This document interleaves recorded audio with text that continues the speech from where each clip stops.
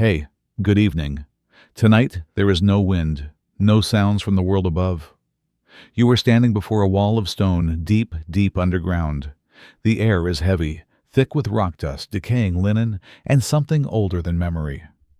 You think an Egyptian tomb is a treasure chest, a vault of gold and glittering jewels. Think again. Think of the black mold, dormant for millennia, waiting to invade your lungs. Of doorways, sealed not with violence but with silence and fear. Your torch moves. It catches something. A handprint, pressed into plaster by the last mason who ever stood here. 3,000 years ago. You are about to break his silence. By the end of this journey, you'll understand that the real curse wasn't magical. It was biological, psychological, human. What time is it? Where you are. I'd love to know who else walks these halls with me tonight. And if you enjoy strange stories, whispered slowly in the dark, maybe consider subscribing. It helps me keep going quietly. Now dim the lights, breathe deep, feel the safe air of your room. Because the air in this tomb, it's different. You are not an explorer here. You are an intruder. And the tomb does not like intruders. You live in a place that is not on any map. It has no official name on the scribe's records. It is known to you and your people simply as the place of truth. From the outside, it is a village like any other in this desert land, a collection of simple one-story houses made of mud brick, huddled together under the crushing weight of the sun. But your village, Deir el Medina, is unique. It is a prison, and it is a sacred trust. You are one of the Pa Demi, the men of the tomb, an artisan, a stonecutter. And your entire community, your family, your friends, your rivals are all dedicated to a single secret purpose, the construction of the eternal houses for the divine pharaohs in the valley, just over the ridge. Your own house is small, hot and crowded. The walls are thick, but they do little to keep out the fierce, oppressive heat of the Theban necropolis. The sun beats down on your world with a physical force, bleaching the color from everything and baking the very air you breathe. You look at your simple home, and then you look towards the cliffs that hide the Valley of the Kings. There you are, building mansions for the dead palaces of eternity, filled with chambers of gold and walls covered in vibrant color. Here you live in a world of dust and monochrome. The contrast is a silent daily sermon on the vast gulf between the mortal and the divine, between your life and their afterlife. Your village is isolated, nestled in a small hidden valley of its own. It is guarded. The silence of your valley is broken only by the occasional call of a desert jackal, or the creak of a gate that hasn't moved in weeks. No one enters and no one leaves without the permission of the vizier's men. Your life is one of secrets. The location of the tombs, the layout of their corridors, the nature of their treasures, this knowledge is the most sacred and dangerous information in all of Egypt. And you are its keeper. You and the few hundred other souls who live in this dusty, sun-scorched, open-air prison.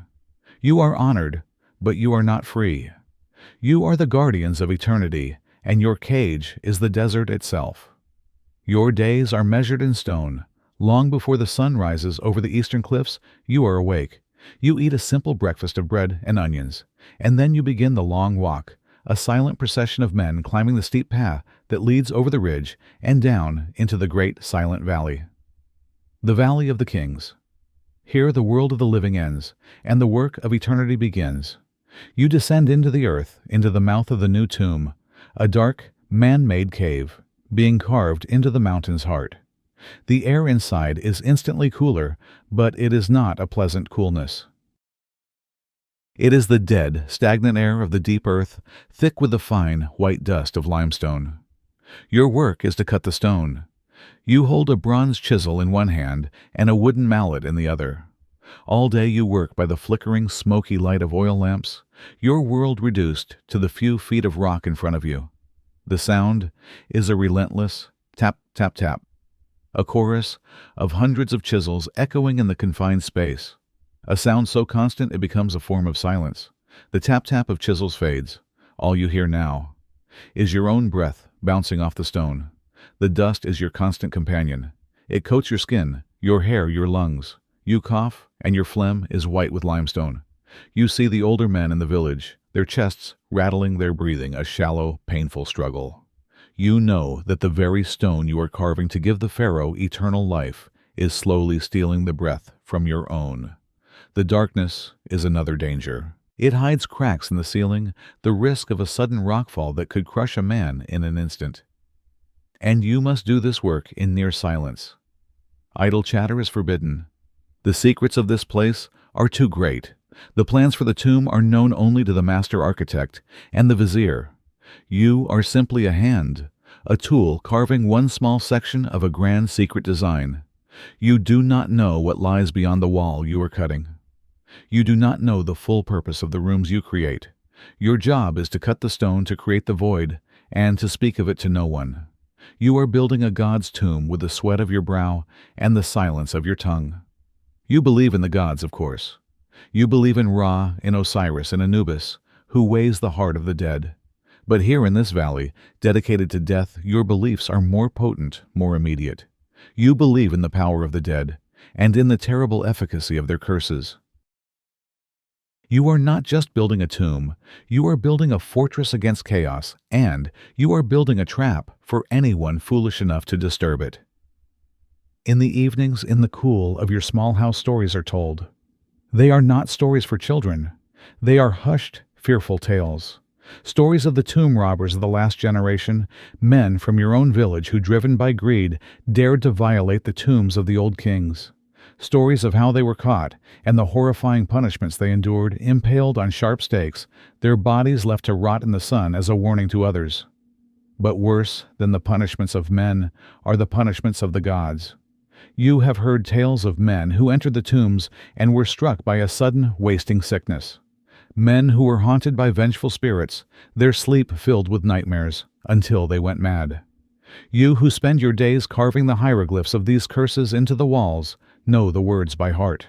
As for any man who shall enter this tomb in his impurity, I shall wring his neck as a bird's. I shall cast the fear of myself into him. These are not just words to you. They are active living magic. You believe with every fiber of your being that the dead have power, and that their rest is protected by a terrible, unseen force. There is a tension in the village now, a new urgency. The old pharaoh, Amenhotep III, is dying. The news comes in hushed whispers carried by the overseers. He is old, he is sick, and his journey to the west is near.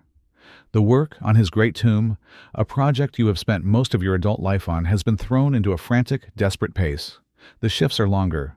The foremen are harsher. The demand for speed is overriding the usual careful pace of the work. Mistakes are being made, tempers are short, and there are new whispers.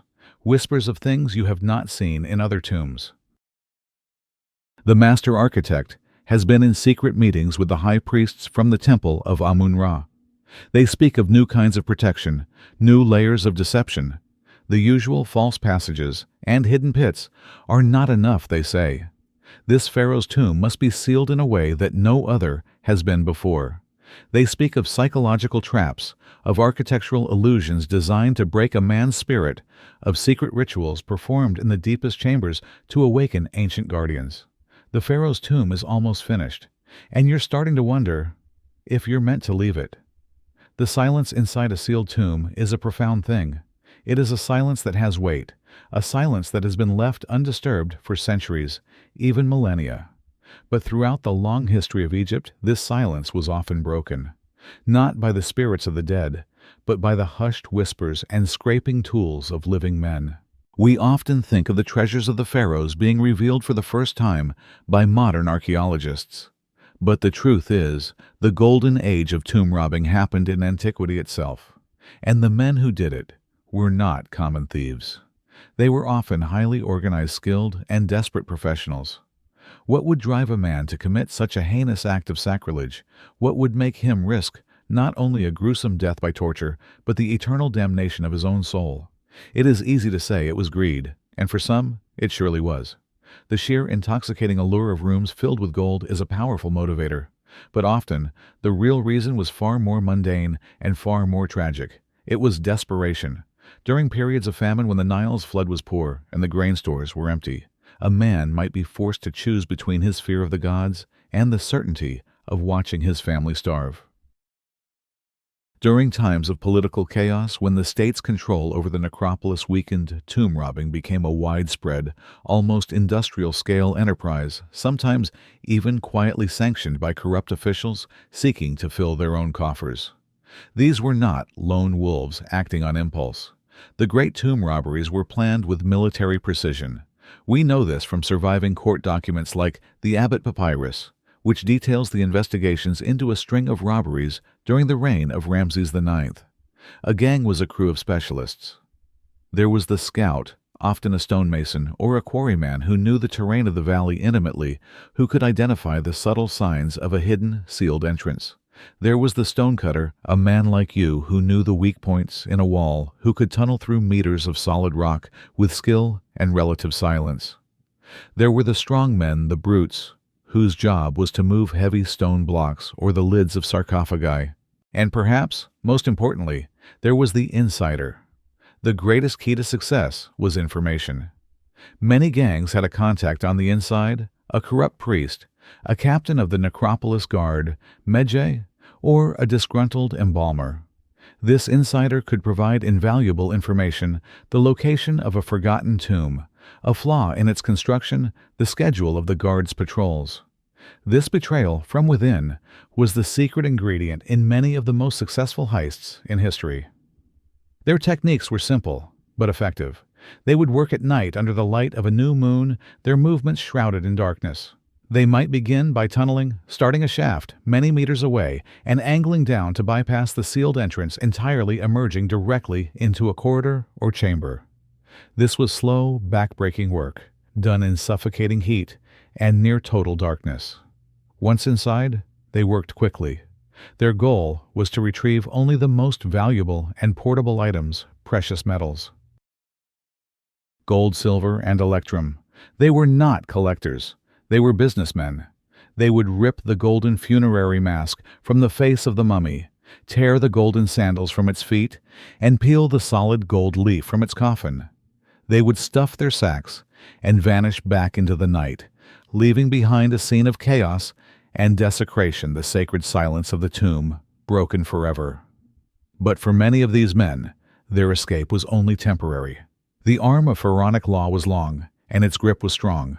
When a robbery was discovered, the investigation was swift and brutal.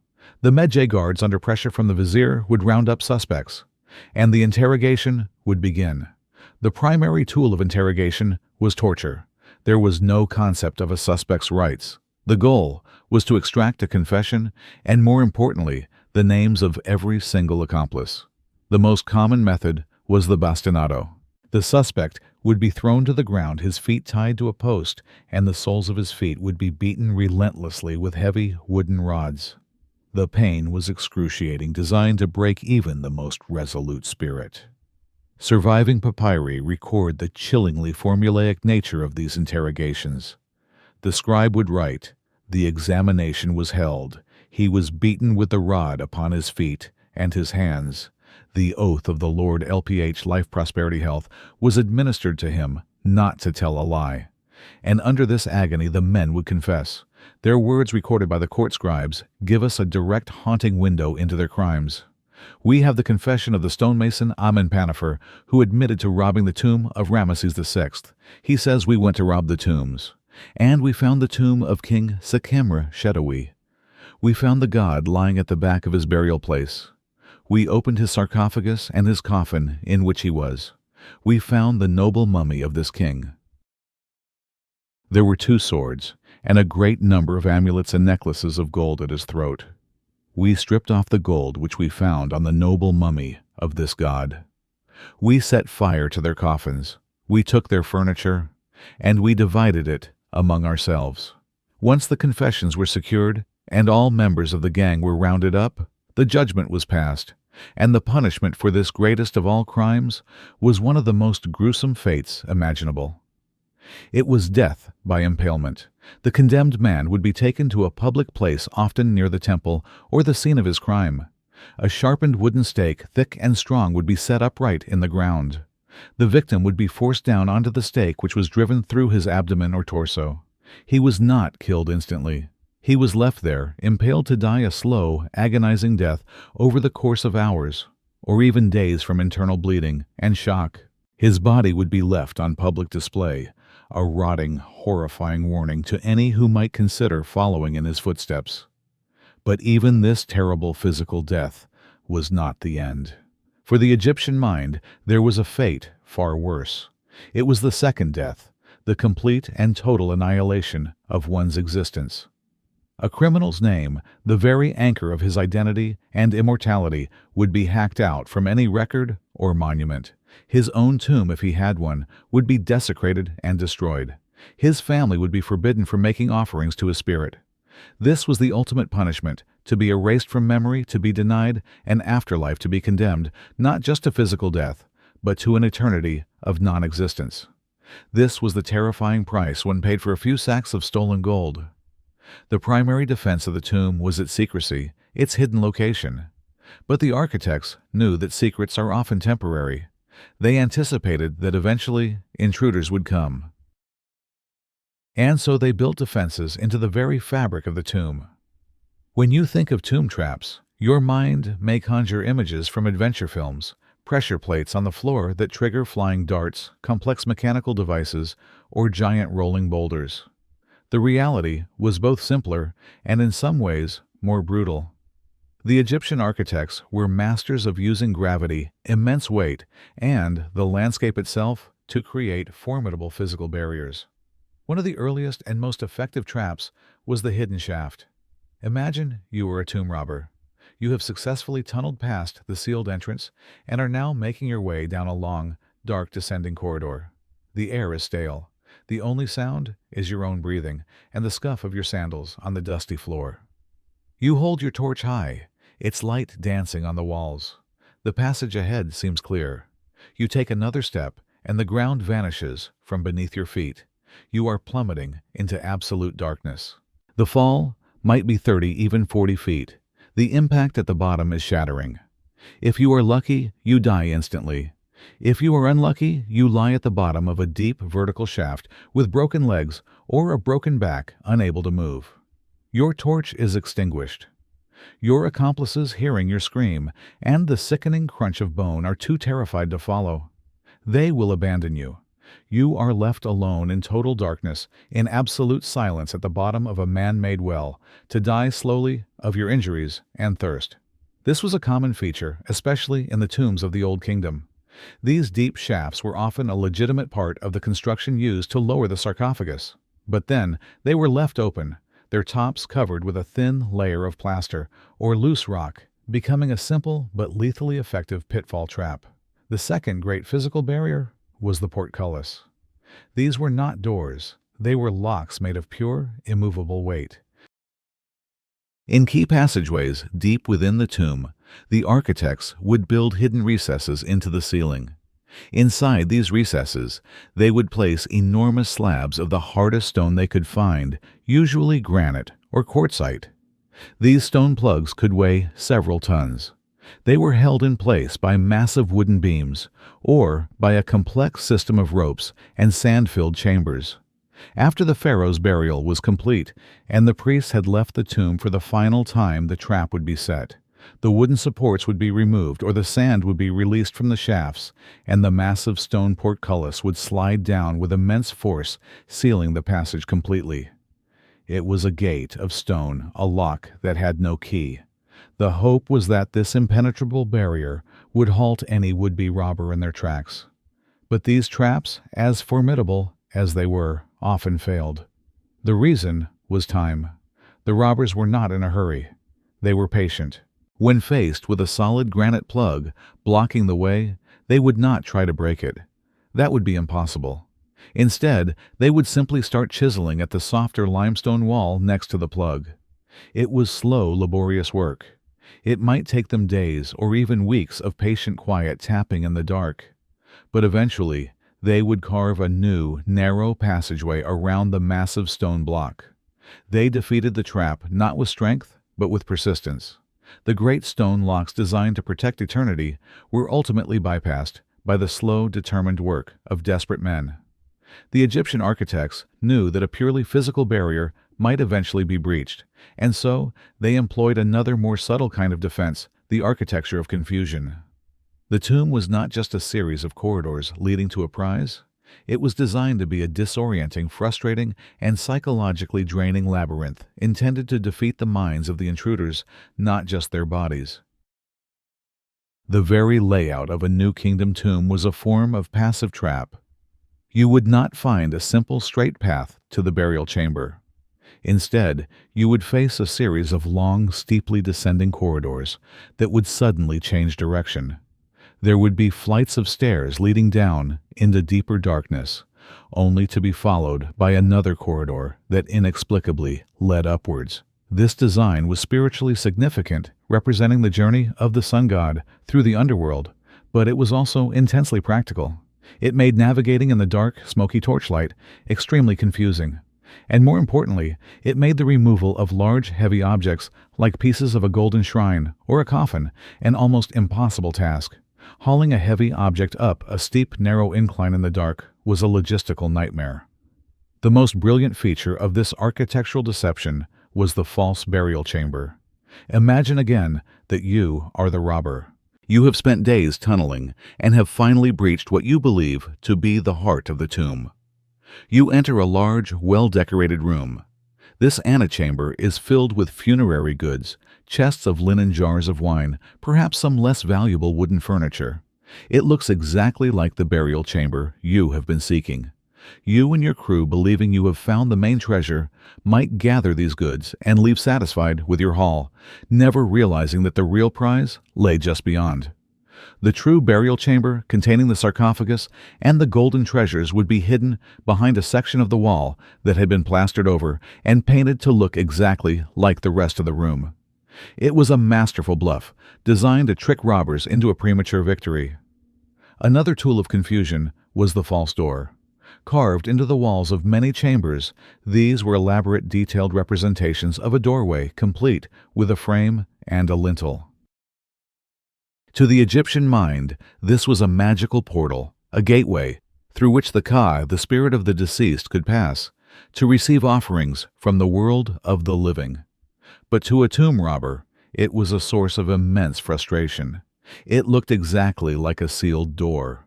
They would spend hours, perhaps even days, trying to break through it, wasting their time, energy, and tools, only to discover that it was merely a carving on solid rock. All of these elements, the twisting corridors, the false chambers, the dead-end doors, worked together to create a profound psychological toll. The tomb became a place of doubt and despair. After days of hard labor in the dark, suffocating air, to break into a room only to find it empty, or to follow a passage only for it to lead nowhere, was crushing. It made the robbers question their information. Was the tomb already robbed centuries ago? Were they missing a secret switch? This frustration was a weapon in itself. It could break a gang's morale, causing them to abandon their quest. The tomb did not need to physically kill them. It could simply exhaust them, confuse them, and defeat them with the sheer maddening emptiness of its secrets. The physical barriers of the tomb, the pits, the plugs, the false passages, were designed to stop the body. But the Egyptian architects, with their profound understanding of the human mind, employed another, perhaps more potent type of trap. They weaponized belief. They used the walls of the tomb themselves as a tool of psychological warfare designed to break the spirit of any intruder. They used the power of the written word, the curse. Imagine you are that tomb robber again. You have successfully bypassed the physical defenses. You squeeze through a narrow tunnel you have carved and drop into a dark, silent antechamber. You lift your flickering torch. And the first thing the light illuminates is a set of large, imposing hieroglyphs carved deep into the stone wall opposite you. Even if you cannot read, you recognize the forms. You recognize the symbols of judgment and divine retribution. If you can read, the message is chillingly direct. To the ancient Egyptian mind, the written word was not merely a symbol. It possessed an inherent power, a form of magic. To write something, especially in the sacred hieroglyphic script, was to give that thing a form of tangible, permanent existence. A curse carved in stone was not just a threat, it was an active, malevolent spell, a dormant weapon waiting for a trespasser to trigger it. It was a self-executing sentence. Let us dissect the anatomy of these curses. They were crafted with a terrifyingly precise cruelty designed to attack every aspect of an intruder's being. First, they threatened the physical body. A common formula found in the tomb of the physician Ankh-Mahor warns, "As for any man who shall do evil to this my tomb, I shall seize his neck like that of a bird." Imagine reading those words in the flickering darkness, the image of a powerful, unseen force twisting your neck appearing in your mind. Other curses promised that the intruder would be judged by the gods, that their flesh would rot, that they would be consumed by fire. But the threats went far beyond mere physical harm. They attacked a man's legacy, everything he held dear in the world of the living. A curse from the tomb of Harkuf promises, "As for him who shall enter into this tomb, his heir shall not be made to inherit." This was a devastating threat in a society built upon lineage and inheritance. To have your life's work, your name, your entire family line extinguished was a fate worse than death. Other threats promised that the intruder's house would fall into ruin, that his wife would be taken from him. And finally, they attacked the most sacred thing of all, the intruder's own afterlife. Curses warned that the robber's Ka, their life force, would be destroyed, that their Ba, their soul, would be barred from entering the fields of Iaru. They would be denied resurrection. They would face a second eternal death of pure non-existence. To a people who spent their entire lives preparing for the afterlife, this was the ultimate horror. Now place yourself back in that dark, silent chamber. You are surrounded by images of judging gods and the watchful eyes of the dead. The air is stale and suffocating. And on the wall in front of you is a legally and magically binding contract for your own eternal damnation. Every creak of the stones, every gust of wind from the tunnel behind you, every shadow that dances in the torchlight would feel like the curse beginning to manifest. The paranoia would be immense. Was that the sound of Anubis coming to claim your heart? Was that shadow the grip of the dead king reaching for your neck? This was the true purpose of the curse, to create an atmosphere of such intense psychological dread that the robber would be paralyzed by his own superstition. It was designed to make him flee in terror, leaving the treasure untouched, a victory won not by stone but by fear. The psychological power of the written curse was immense. But it turns out there was another far more tangible curse lurking in the darkness of the tombs, a secret killer that was entirely scientific. It was not a spirit, not a demon, but a living organism, a microscopic agent of disease that for centuries gave the legends of the pharaoh's curse a terrifyingly real foundation. The real curse was the mold. Let us recreate the moment. It is 1922. Howard Carter makes a tiny breach in the sealed doorway to the antechamber of Tutankhamun's tomb. He holds up a candle. The famous description he gives is of wonderful things.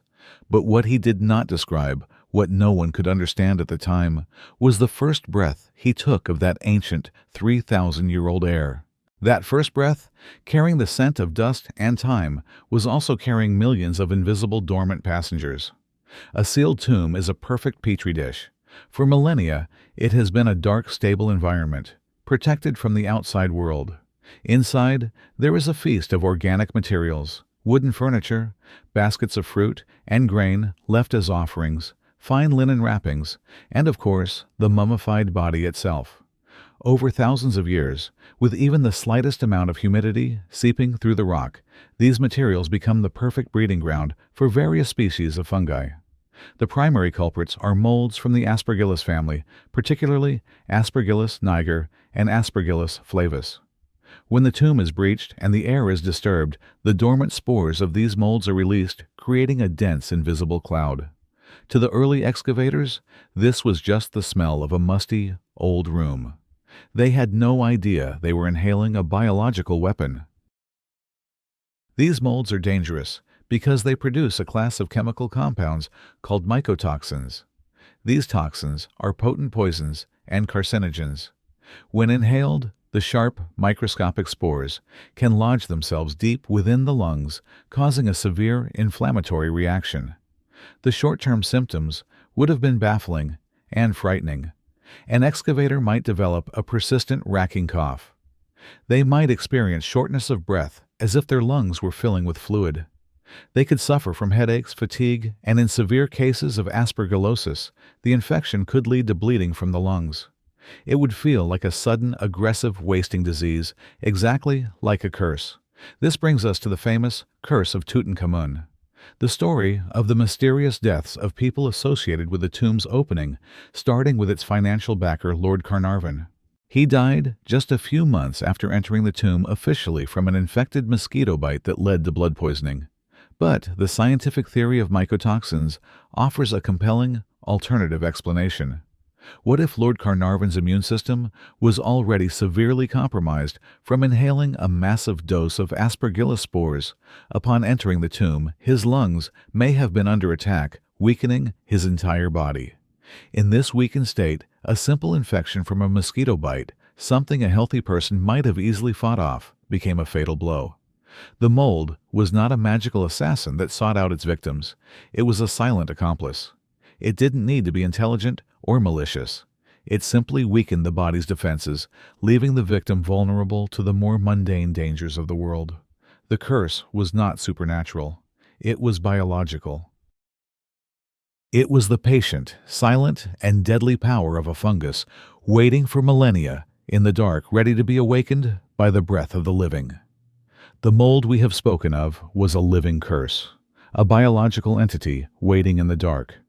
But there was another equally invisible curse present in the tombs, a curse born not from life, but from the process of decay itself. It was the curse of the air. Imagine the tomb as a time capsule. When the final stone block was lowered into place, a pocket of air was trapped with it, sealed away from the world. For 3,000 years, that pocket of air has not moved. It has not circulated. It has been stewing in the darkness, undergoing a slow chemical transformation. The tomb is not an empty stone box. It is filled with a vast array of organic material. There are offerings of food for the deceased, roasted ducks, loaves of bread, joints of beef, baskets of dates and figs. There are objects made of wood, chariots, beds, chairs, and chests. There are countless boxes filled with fine linen clothing. And of course, there is the pharaoh's body itself, even after embalming, still a source of organic matter. In the sealed, oxygen-starved environment of the tomb, all of these things begin to break down through a process called anaerobic decomposition, and this process releases a cocktail of dangerous gases. As proteins in the meat and the body decay, they release ammonia and hydrogen sulfide. Upon first opening the tomb, the excavators would be hit by a wave of foul odors. The sharp, acrid smell of ammonia would burn their nostrils and lungs. The smell of hydrogen sulfide, the classic stench of rotten eggs, would be overpowering. At high concentrations, hydrogen sulfide is not just smelly. It's a poison that can paralyze the respiratory system. The decomposition of the wood and linen would release methane. Methane itself is not highly toxic, but it is a simple asphyxiant, meaning it displaces the life-giving oxygen in the air. More dangerously, it is highly flammable. An excavator holding a torch or a candle and stepping into a chamber filled with a high concentration of methane could trigger a sudden violent flash fire or explosion. The curse would strike as a ball of flame. And then there is the most insidious gas of all, one that has no smell, no color, no taste: radon. Radon is a naturally occurring radioactive gas. It is created from the natural radioactive decay of uranium found in rocks and soil. In the open air, it disperses harmlessly, but in a sealed underground chamber, carved out of solid rock, especially granite, which is common in the tombs, radon can seep out of the stone walls and accumulate to dangerously high levels over the course of millennia. To breathe this air is to breathe in radioactive particles. So let us revisit that moment of discovery. The first breath of ancient air is not just musty. It is a cocktail of poisons. It is low in oxygen and high in carbon dioxide, methane, ammonia, hydrogen sulfide, and radioactive radon. The immediate effects on the body could be dizziness, nausea, severe headaches, and a burning sensation in the lungs. To the excavators, these symptoms striking them the moment they entered the sacred space would feel like a swift, supernatural punishment. It would feel like the tomb itself was rejecting them, its very air a poison to the living. And the long-term effects were even more sinister. Repeated prolonged exposure to high levels of radon gas is a leading cause of lung cancer. An archaeologist who spent months working inside a poorly ventilated tomb could decades later develop a fatal cancer. To the world, it would seem like another mysterious delayed death, another victim of the pharaoh's curse. But the curse was not magic, it was geology. It was the patient, silent, and radioactive decay of the very stones that formed the pharaoh's eternal home. Before any tomb could be sealed before the traps and curses could be set, the body of the pharaoh had to be prepared for its eternal journey. This was the sacred art of mummification, a 70-day process designed to preserve the body from decay and transform it into a vessel for the eternal soul. The process was performed by a special class of priests, the embalmers, in a workshop near the tomb called the Wabet, the pure place. But what happened in this pure place was far from pure.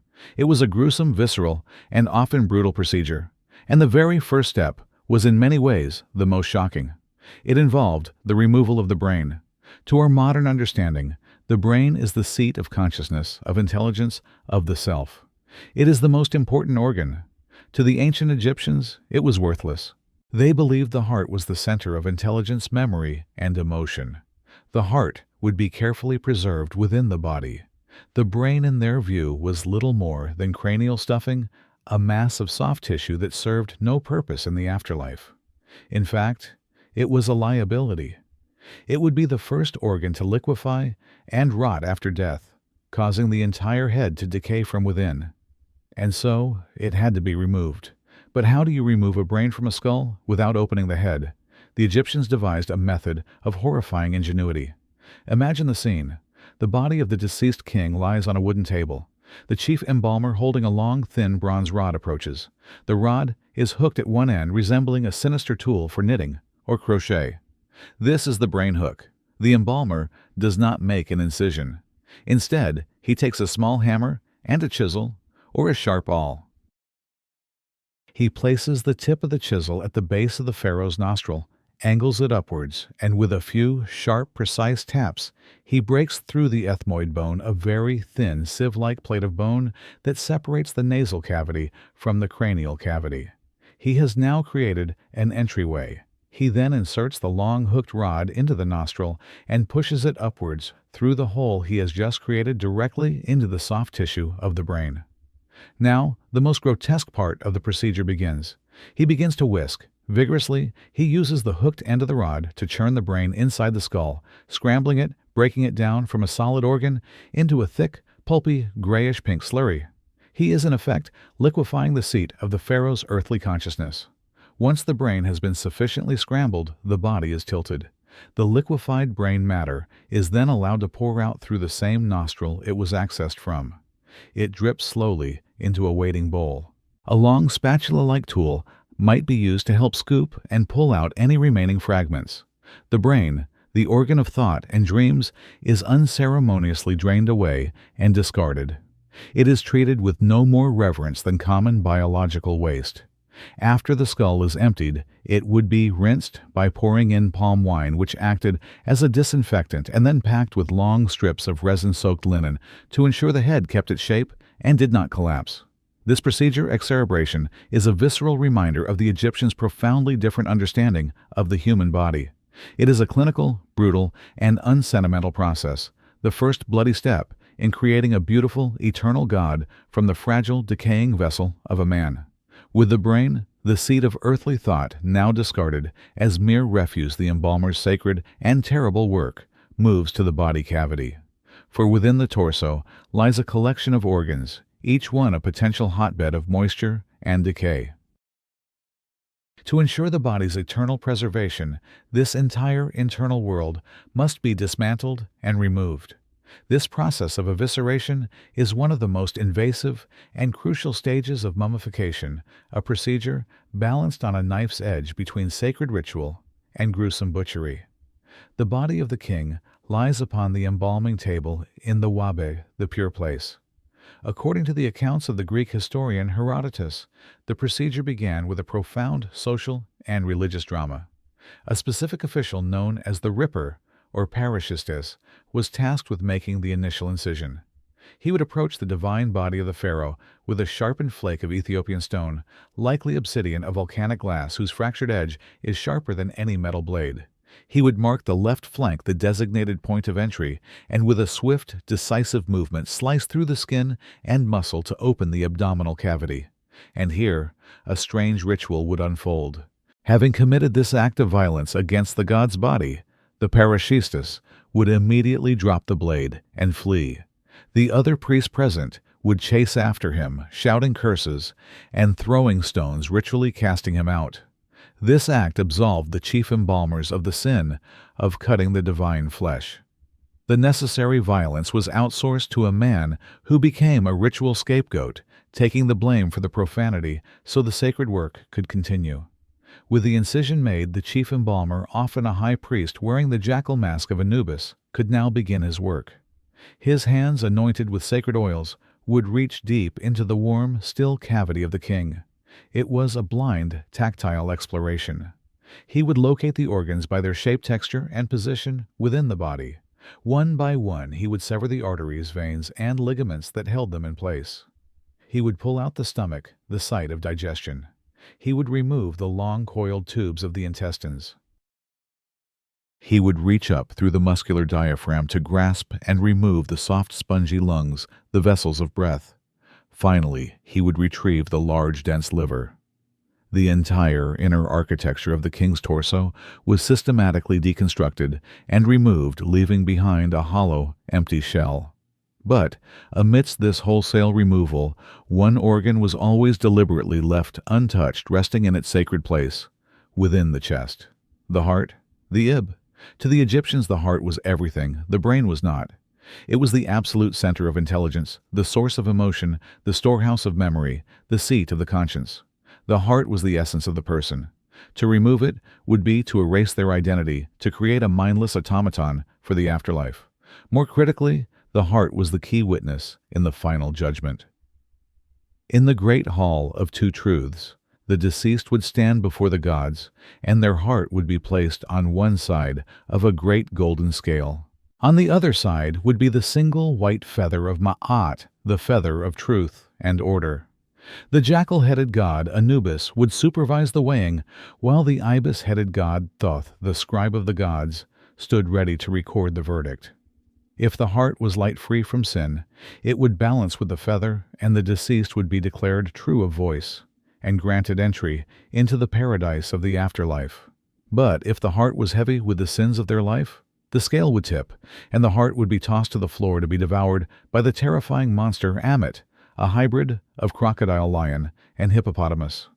This second death was an eternity of non-existence. Leaving the heart in the body was non-negotiable. It was the key to a person's soul, and their only chance at eternal life. The organs that had been removed were not discarded. They too were part of the deceased and had to be preserved. They were first washed with palm wine, which acted as a cleansing agent and a mild disinfectant. Then, like the body itself, they were packed in natron salt to draw out all moisture. Once completely desiccated, they were anointed with fragrant oils and hot, liquid resin, which would form a hard, protective shell. Finally, each organ was meticulously wrapped in fine linen strips. Each of these 4 preserved organ bundles was then placed into its own sacred vessel, a canopic jar. These jars were under the protection of the 4 sons of Horus demigods, who were themselves guarded by 4 powerful goddesses. The liver, protected by the human-headed Imseti and the goddess Isis, was placed in one jar. The lungs, guarded by the baboon-headed Hapi and the goddess Nephthys, went into another. The stomach, watched over by the jackal-headed Duamutef and the goddess Neith, occupied the third. And the intestines, protected by the falcon-headed Kebesenuef and the goddess Serke, were sealed in the fourth. These 4 jars, containing the dried, wrapped, and magically protected inner self of the pharaoh, would be placed in a special chest and laid in the tomb beside his sarcophagus, ensuring his body would be whole again in the afterlife. The gruesome act of evisceration was complete, a perfect fusion of practical butchery and profound religious devotion. With the body now hollowed out, a clean and empty vessel, the most critical and lengthy stage of the entire mummification process begins. The ultimate enemy of preservation is water. Water is the engine of decay, the medium in which all bacteria thrive. To achieve an eternal, incorruptible form, every last vestige of moisture must be driven from the body's cells. The flesh must be rendered as dry and sterile as the desert that surrounds this civilization. The agent for this profound transformation is a powerful, naturally occurring salt you call natron. Let us journey for a moment to its source, the desolate valley of Wadi el-Natrun. It is a stark, sun-blasted depression in the western desert, a place of blinding light and shimmering heat. Here, a series of lakes fill with water during the rainy season and then evaporate under the fierce sun, leaving behind thick, crusty, whitish deposits. This is natron. Laborers working under brutal conditions would harvest this salt, breaking it into chunks and packing it for its long journey to the embalmers' workshops throughout Egypt. This humble, naturally occurring substance, born from a desolate landscape, was the key ingredient to defying death. Back in the Wabet, the now empty body of the pharaoh is laid upon a sloping embalming bed, its surfaces carved with channels to allow liquids to drain away. The chief embalmer and his assistants then bring forth vast quantities of the granular natron salt. This is not a gentle sprinkling. This is a burial. They take small packets of natron, wrapped in linen, and pack them deep inside the empty chest and abdominal cavities, ensuring the drying process happens from the inside out. Then they begin to cover the entire body. Hundreds of pounds of the salt are heaped upon the corpse, forming a great white mound. Every inch of the body is completely buried in this crystalline sea. The salt immediately begins its work. The process is a simple, relentless law of chemistry osmosis. The high concentration of salt outside the body's cells creates a hypertonic environment. The cell walls, which are semi-permeable, act as a barrier. The water molecules inside the cells are drawn out through these walls, trying to equalize the salt concentration. It is a microscopic, irresistible thirst as the natron pulls the very moisture of life out of the flesh. This process not only removes water, but the high salt alkaline environment it creates is lethal to the bacteria of decay. The body is being simultaneously desiccated and disinfected. And then the embalmers wait. For 70 days the body lies buried in its mound of salt. This period is profoundly symbolic. It mirrors the 70 days that the star Sirius, the herald of the Nile flood and of rebirth, disappears from the night sky. During this liminal time, the body is in a state of transition, neither fully of the world of the living, nor yet of the world of the dead. It is a sacred, transformative period. While the body is physically changing in the Wabet, the deceased family would observe formal mourning rituals. Priests would perform daily rites and chant incantations, magically guiding the spirit of the king on its perilous journey through the underworld. Inside the salt pile, a grotesque transformation is occurring. During the first week, the skin turns a sickly yellow as the fluids begin to drain. By the third week, it has darkened to a brownish hue, and the features have begun to shrink. By the end of the 70 days, the process is complete. The assistants carefully brush away the salt, which is now caked and discolored with the fluids it has absorbed. The body, they reveal, is almost unrecognizable. It has lost up to 3/4 of its original weight. The skin is dark, hard, and leathery, stretched taut over the bones. The king is a shrunken skeletal figure, an inert husk. But the work is not over. The dried, hollowed-out torso would collapse on itself, creating an unnatural sunken appearance. To restore a semblance of a lifelike form, the embalmers would now restuff the body. The empty cavity was packed with various materials, more linen strips soaked in resin bags of sawdust, and even fragrant materials like cinnamon or myrrh. Sometimes, small onion symbols of eternity were placed over the eyes to give them a rounded shape beneath the eyelids. This was the final act of artifice resculpting the desiccated corpse to give it the illusion of wholeness. Finally, the now stuffed leathery body would be subjected to a final lengthy anointing. For several days it would be rubbed with a complex blend of expensive oils, fats, and resins such as precious cedar oil. This was to restore a small measure of flexibility to the skin and to create a final waterproof antiseptic barrier. The 70-day horror was over. The physical decay had been halted. The mortal flesh had been transformed into an incorruptible, eternal vessel, a permanent physical anchor for the soul to recognize and return to for millions of years. The history of the Valley of the Kings is a long and elaborate chess game played out between two determined opponents across the centuries, the royal architects and the tomb robbers. For every new security measure the architects devised, the robbers, with their patience and cunning, eventually found a countermove. The hidden entrances were found. The deep shafts were bypassed. The stone portcullises were tunneled around. The curses, while psychologically potent, did not deter men whose children were starving. By the late New Kingdom, it must have become painfully clear to the priests and overseers of the necropolis that a new strategy was needed. If you cannot stop the intruders by force, then perhaps you can defeat them with a lie. This led to one of the most ingenious and cynical forms of tomb protection, the art of deliberate deception. The goal was no longer to make the tomb impenetrable, but to make the robbers believe they had succeeded, when in fact they had failed. It was a strategy designed to waste their most precious resources, time and energy, and to send them away with a false sense of victory, leaving the real tomb untouched.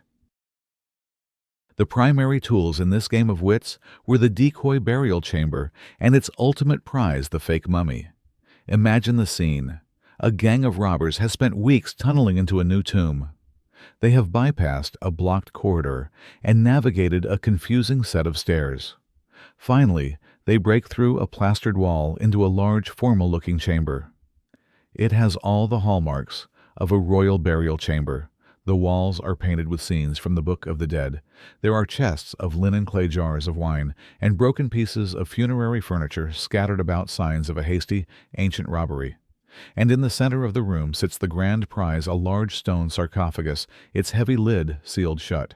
The robbers' hearts would pound with anticipation. This is it. They have found it. They set to work using their bronze chisels and wooden levers in the hot, suffocating darkness. The work is immense. It can take hours, even a full night, to pry open the lid of a multi-ton sarcophagus. The sound of their tools echoes in the chamber, a sound they pray the necropolis guards will not hear. Finally, with a great grinding groan, the massive stone lid gives way. They shine their torches inside their eyes, wide with greed, ready to see a gilded coffin and a mummy adorned with gold.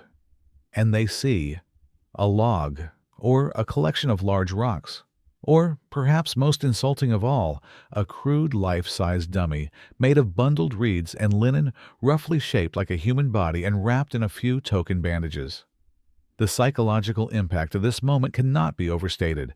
The crushing wave of disappointment, the fury at having been so thoroughly tricked, the exhaustion from hours of back-breaking labor, all for absolutely nothing. Their morale would be shattered. All that work, all that risk for a pile of rocks. They would grab what little of value was in the antechamber and leave.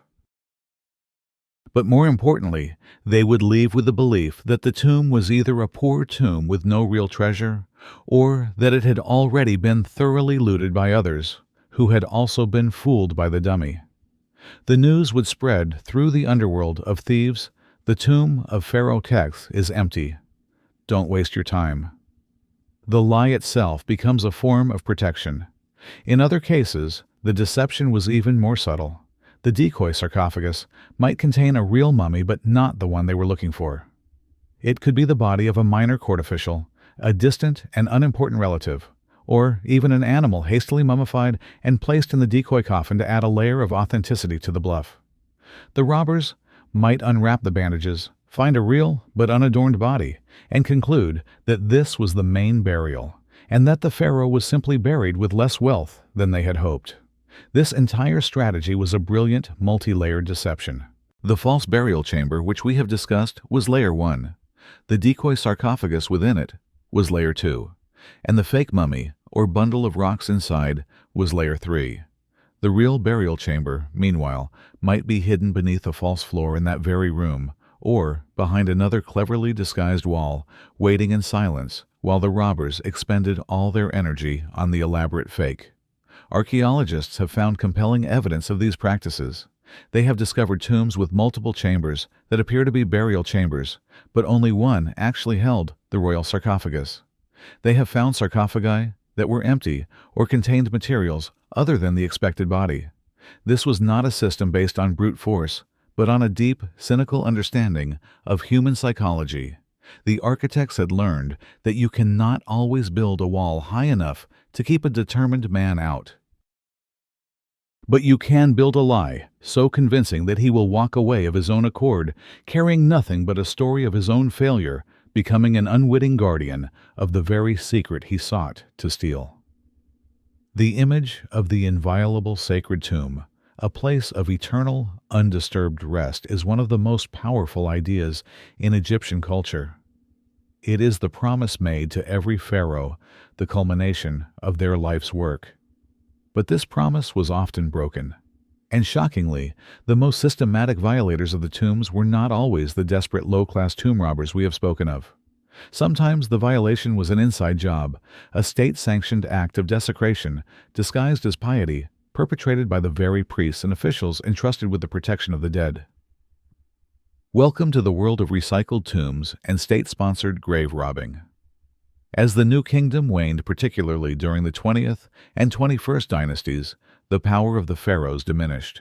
The Egyptian empire, once mighty, was facing economic hardship, political instability, and foreign threats. The vast resources required to build and furnish a new royal tomb from scratch, the tons of gold, the alabaster, the fine woods were becoming increasingly scarce.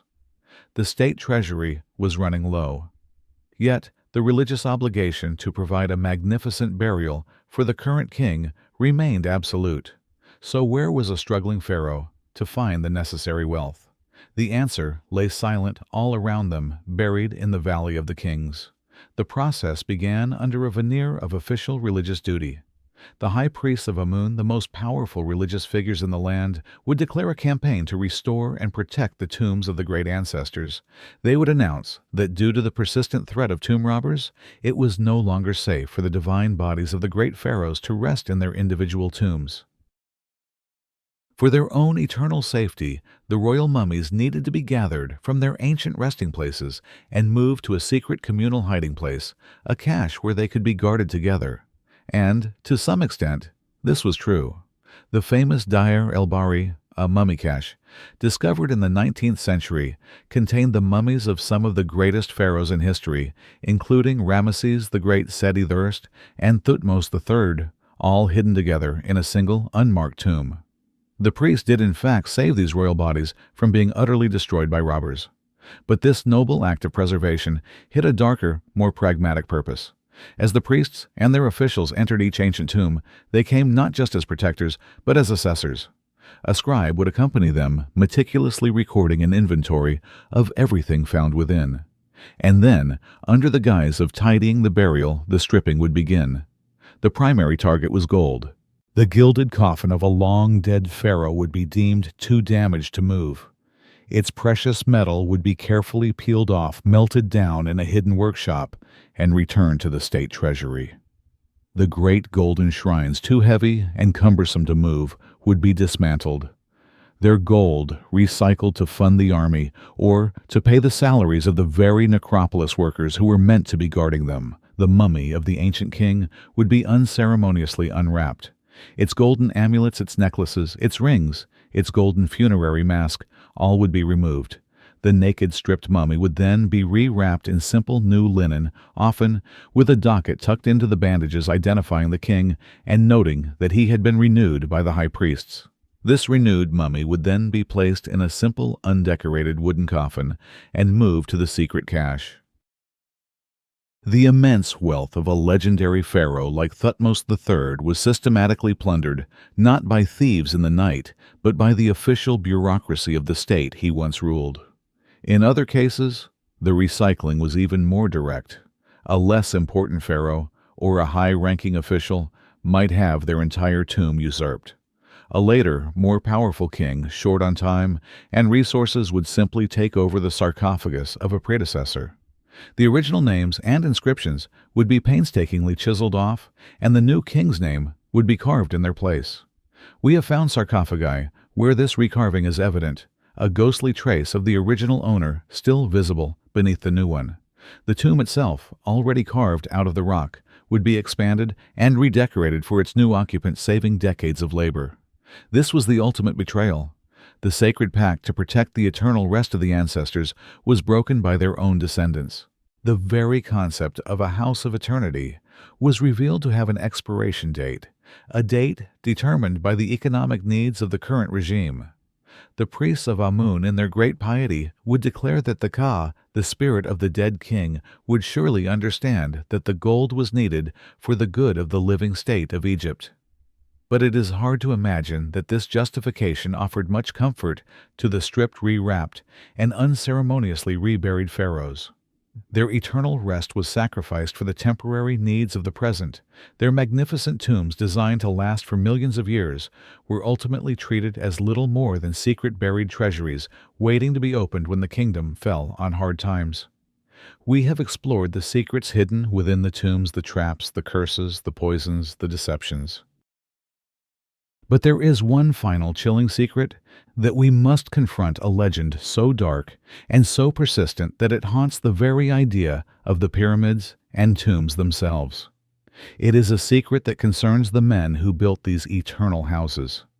What happened to the artisans and laborers who knew the tomb's every secret, every false door, every hidden passage? What became of the men who held the blueprint to eternity in their minds? The legend whispers a terrible answer. To ensure their silence, they were entombed with their creation, a final human sacrifice, to seal the secret forever.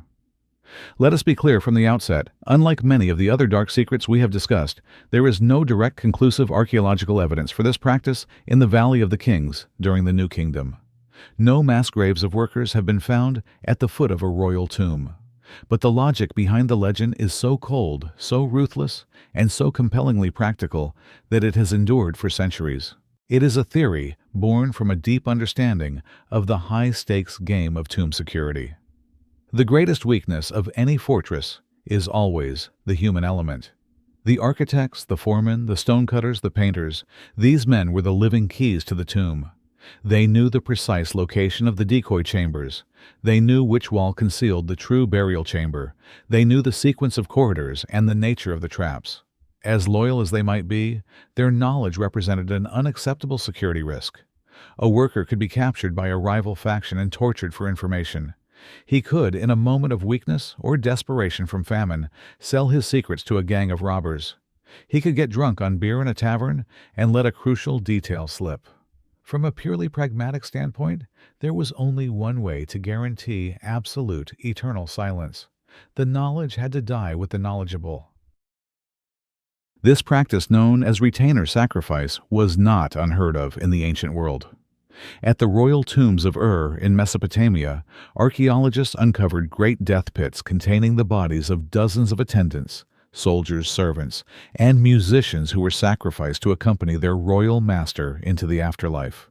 The idea of burying humans to serve or protect a ruler in death was a real and practiced custom in other great civilizations. This historical precedent lends a dark plausibility to the whispers in Egypt. Did the pharaohs, in their obsession with security, adopt this same brutal logic? Imagine a hypothetical scene. The pharaoh's mummy has been laid to rest. The final treasures have been placed in the chamber. The priests have performed the last rites.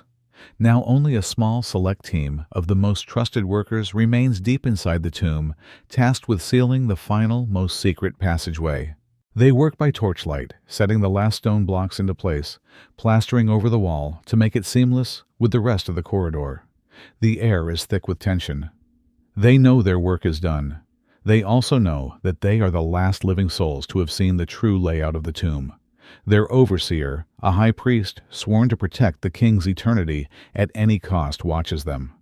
There is no anger in his eyes, only a grim, sorrowful finality. As the workers set the last stone, they realize the passage behind them has been quietly blocked. There is no way out. The torches of the priests on the other side of the wall are extinguished one by one, and the small team of artisans is plunged into absolute suffocating darkness and silence. They have not just built a tomb, they have built their own. It is a terrifying cinematic image. But now, we must return to the evidence. And the strongest evidence against this theory is the existence of the village of Deir el-Medina itself. The men who built the tombs were not disposable slaves. They were highly respected elite craftsmen, the most skilled artisans in all of Egypt. Their skills were passed down from father to son.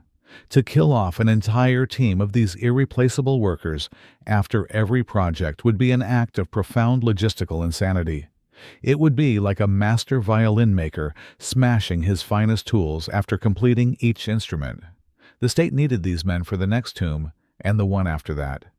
Furthermore, the workers of Deir el-Medina had their own beautifully decorated tombs filled with funerary goods. This shows that they were honored citizens who expected and were granted their own chance at an afterlife. So where does that leave the legend? Perhaps the truth lies in a more nuanced middle ground. Perhaps it was not the entire workforce, but only a tiny specialized handful of men, the one or two who knew the location of the final secret door, who were silenced. Or perhaps the death was not physical, but symbolic. They may have been forced to take an unbreakable magical oath to the gods, a vow of silence so powerful that in their minds to break it would be to invite a fate worse than death. Ultimately, the legend of the buried workers persists not because of the evidence, but because of what it says about our perception of absolute power. The sheer scale and ambition of the tomb seem to demand a commensurate level of human cruelty. The legend reflects the awe and terror that these monuments inspire in us. We look at the Great Pyramid and think that any ruler capable of commanding such a feat must also be capable of the ultimate act of ruthlessness to protect it. The buried builders may not be a historical fact, but they are a powerful psychological truth, a dark shadow cast by the immense weight of the stones themselves. The secrets of the Egyptian tombs are not all ancient ones.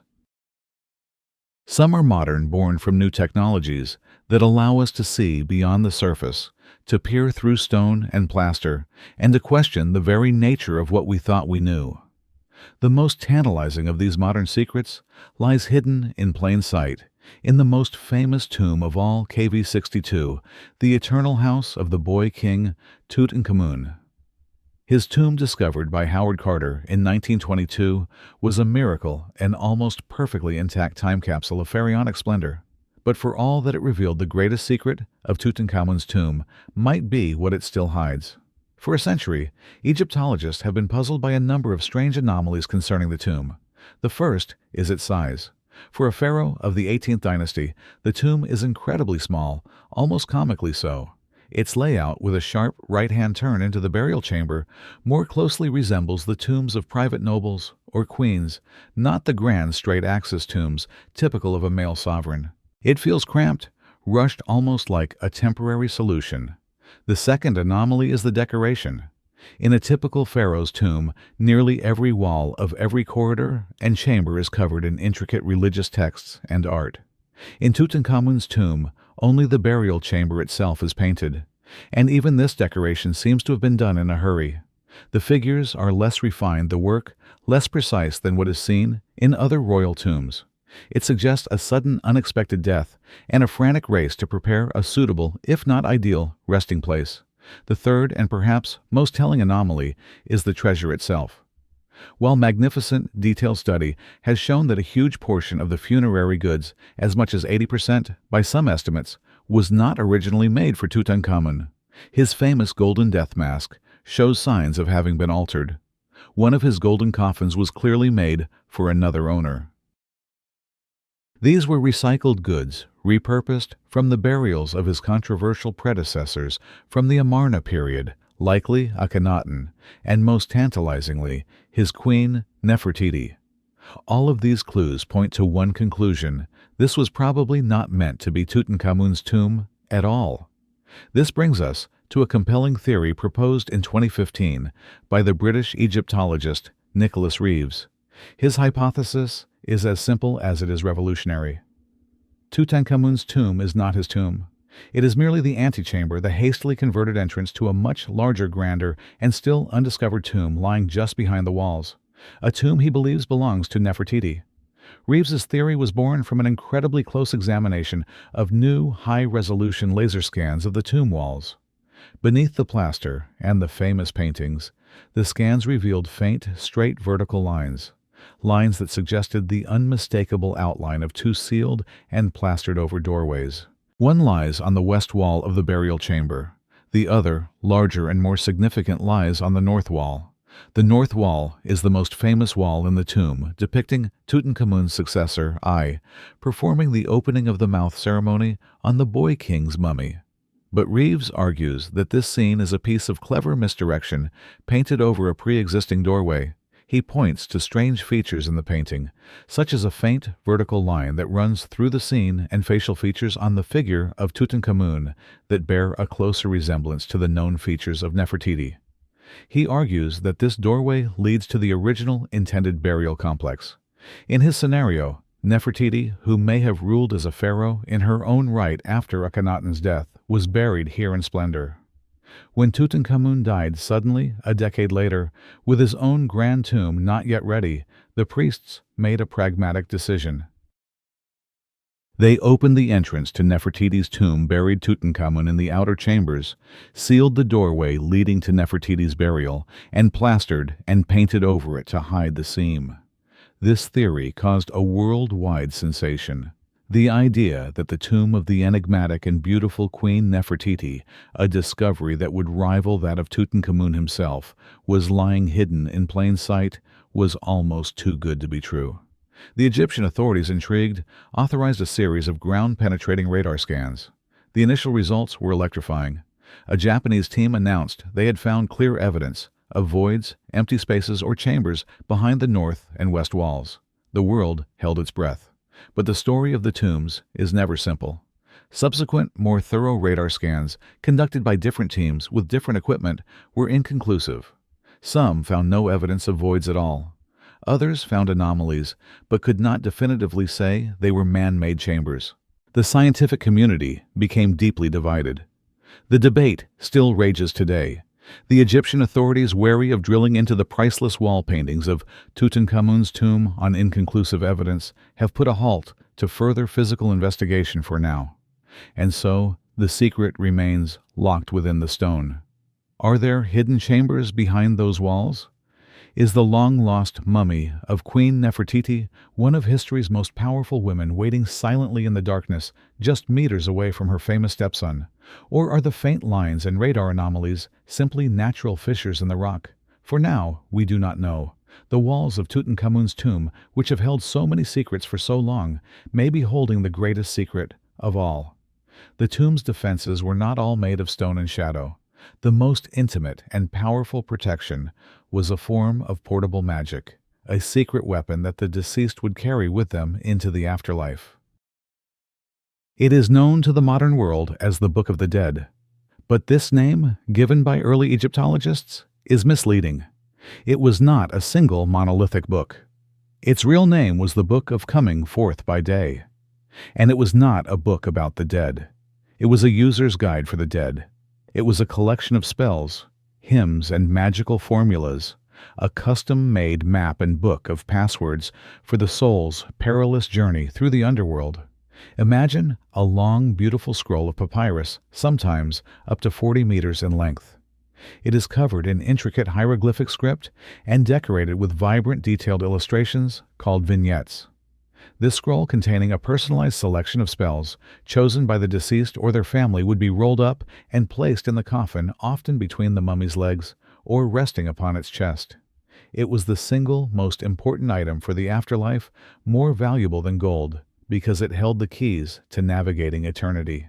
To understand the spells, you must first understand the journey. The Egyptian underworld, the Duat, was not a peaceful heaven. It was a terrifying, treacherous landscape, a world of fiery lakes gates, guarded by monstrous demons with knives for heads, and giant serpents that sought to devour the souls of the dead. To successfully navigate the Duat and reach the paradise of the fields of Iaru, the deceased had to pass a series of tests, answer riddles from forbidding gatekeepers, and prove they were worthy. The Book of the Dead was their guidebook, their weapon, and their cheat sheet for this ultimate examination. The vast majority of the spells were defensive, designed to protect the deceased on their journey. There were spells to give them power over the elements, to allow them to breathe and have water in the underworld. There were spells to repel dangerous creatures like crocodiles and snakes. There were spells to allow the soul to transform into different creatures: a swift falcon, a powerful crocodile, a beautiful lotus blossom to bypass certain obstacles, or to travel back to the world of the living to visit their family. Perhaps the most important spell of all was Spell 30B, often inscribed directly onto a heart scarab amulet placed over the mummy's heart. This spell was a piece of profound magical litigation designed to be used during the weighing of the heart ceremony. It is a direct command from the deceased to their own heart, their own conscience. A typical version reads, "O my heart which I had for my mother, O my heart of my different ages, do not stand up against me as a witness, do not oppose me in the tribunal, do not be hostile to me in the presence of the keeper of the balance." It was in effect a magical gag order, preventing one's own conscience from confessing any sins during the final judgment. It was the ultimate loophole. But not all the spells were purely defensive. Woven within this guide for the dead were darker threads, formulas, that could be turned outward, transforming the book from a shield into a potential weapon against any living person who dared to disturb the tomb. These were the truly dangerous spells. Some were designed to empower the deceased's transfigured spirit, the AKH, to leave the tomb and seek vengeance. One spell gives the deceased the power to go out into the day and to repulse him who would repel him. A clear, magical provision for self-defense against intruders. Other spells did not rely on the deceased's own power, but called upon the terrifying might of the gods to act as eternal guardians. A curse formula might invoke the power of Sekhmet, the lioness goddess of plague, to unleash a wave of pestilence upon a family of tomb robbers. Another might call upon Thoth, the god of judgment, to erase the robber's name from the record of the living, ensuring his eternal damnation. These spells turned the tomb into a kind of magical minefield, where reading a certain passage or crossing a certain threshold could theoretically trigger a devastating divine retaliation. This is the hidden power of the Book of the Dead. It was a document of empowerment for the deceased, giving them the tools they needed to achieve eternal life. But it also contained the potential to turn the dead into vengeful guardians of their own property. It weaponized the soul itself. The real danger of the tomb was not just from the traps of the architects or the poisons of nature, but from the sacred text that lay wrapped in linen against the dead king's chest, a book that promised not only paradise for its owner, but also potential damnation for anyone who dared to read it without permission. And so the scroll rests silently, its secrets pressed to the king's chest, forever unread. The Egyptian obsession with mummification, with preservation against the ravages of time, was not limited to humanity. When archaeologists first began to systematically explore the sands of Egypt, they uncovered a phenomenon that was in its own way as vast and mysterious as the pyramids. They found not just tombs of kings and queens, but immense sprawling catacombs, subterranean cities of the dead packed floor to ceiling, with millions upon millions of mummified animals. There were cats, dogs, ibises, falcons, baboons, and even crocodiles, each one carefully wrapped in linen and laid to rest. The initial sentimental interpretation was that these were beloved pets, mummified with the same care as humans, to accompany their owners into the afterlife. And it is true that some Egyptians did mummify their cherished animal companions. A stele might show a man with his favorite dog or a noblewoman with her cat. But these individual cases, these expressions of personal affection, are a tiny, insignificant fraction of the millions of animal mummies that have been found. The truth is far stranger, far more industrial, and far more disturbing. The vast majority of these creatures were not pets. They were products. They were the manufactured goods of a massive commercialized religious industry, an industry built on the commodification of faith and the sacrifice of life on an almost unimaginable scale. To understand this, we must understand the concept of the votive offering. In the late period of Egyptian history, it became common practice for a pilgrim visiting the temple of a particular god to offer a gift to gain the god's favor, to ask for a blessing, or to fulfill a vow. And the most potent offering you could give was a living representation of the god itself. Each major deity had a sacred animal associated with them. The goddess Bastet, The protector of the home was represented by the cat, and her great temple was at the city of Bubastis. Anubis, the guide of the dead, was the jackal worshipped at Saqqara. Thoth, the god of wisdom, was the ibis whose cult center was at Tuna el-Gebel. And Sobek, the god of the Nile's power, was the mighty crocodile, venerated at Qom, Ombo. Imagine you are a farmer in the late period. Your child is sick. You make a pilgrimage to the great temple of Bastet at Bubastis to pray for your child's recovery. At the temple complex, the priest would offer you the chance to make your prayer more powerful. For a price, you could purchase a sacred offering, a direct link to the goddess, a mummified cat. You would buy the linen-wrapped bundle, have a priest perform a ritual over it, and then deposit it in the growing catacombs dedicated to the goddess. Your prayer was now delivered amplified by this sacred sacrifice. This practice created a colossal demand. Millions of pilgrims every year across all the major cult centers needed millions of animal mummies to offer. The priests, ever entrepreneurial, established vast operations to meet this demand. They were not simply collecting the bodies of sacred animals that had died of old age. They were running industrial-scale breeding farms. Near the great temples, there were dedicated facilities for breeding cats, dogs, ibises, and crocodiles, specifically for the purpose of being killed and mummified. The archaeological and scientific evidence revealed by modern technologies like X-rays and CT scans on these ancient bundles tells a dark and unambiguous story. A huge percentage of the mummified cats are not old, cherished pets. They are kittens just a few months old. Scans have shown that many of them died from having their necks deliberately broken or from a sharp blow to the head. They were bred raised just long enough to be a suitable size for mummification and then systematically killed to meet the daily quota for the pilgrim market. At Saqqara, catacombs containing an estimated 8 million mummified dogs and jackals have been found. At Tuna el-Gebel, the catacombs hold up to 4 million ibises. This was not devotion, it was mass production. But the dark secret goes even deeper.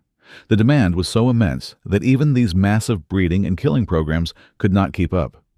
And so the priests began to engage in widespread fraud. Modern scans have revealed that a shocking number of these beautifully and intricately wrapped animal mummies, up to a third in some collections, are fakes. The devout pilgrim would pay their silver for a bundle that they believed contained a sacred cat or ibis.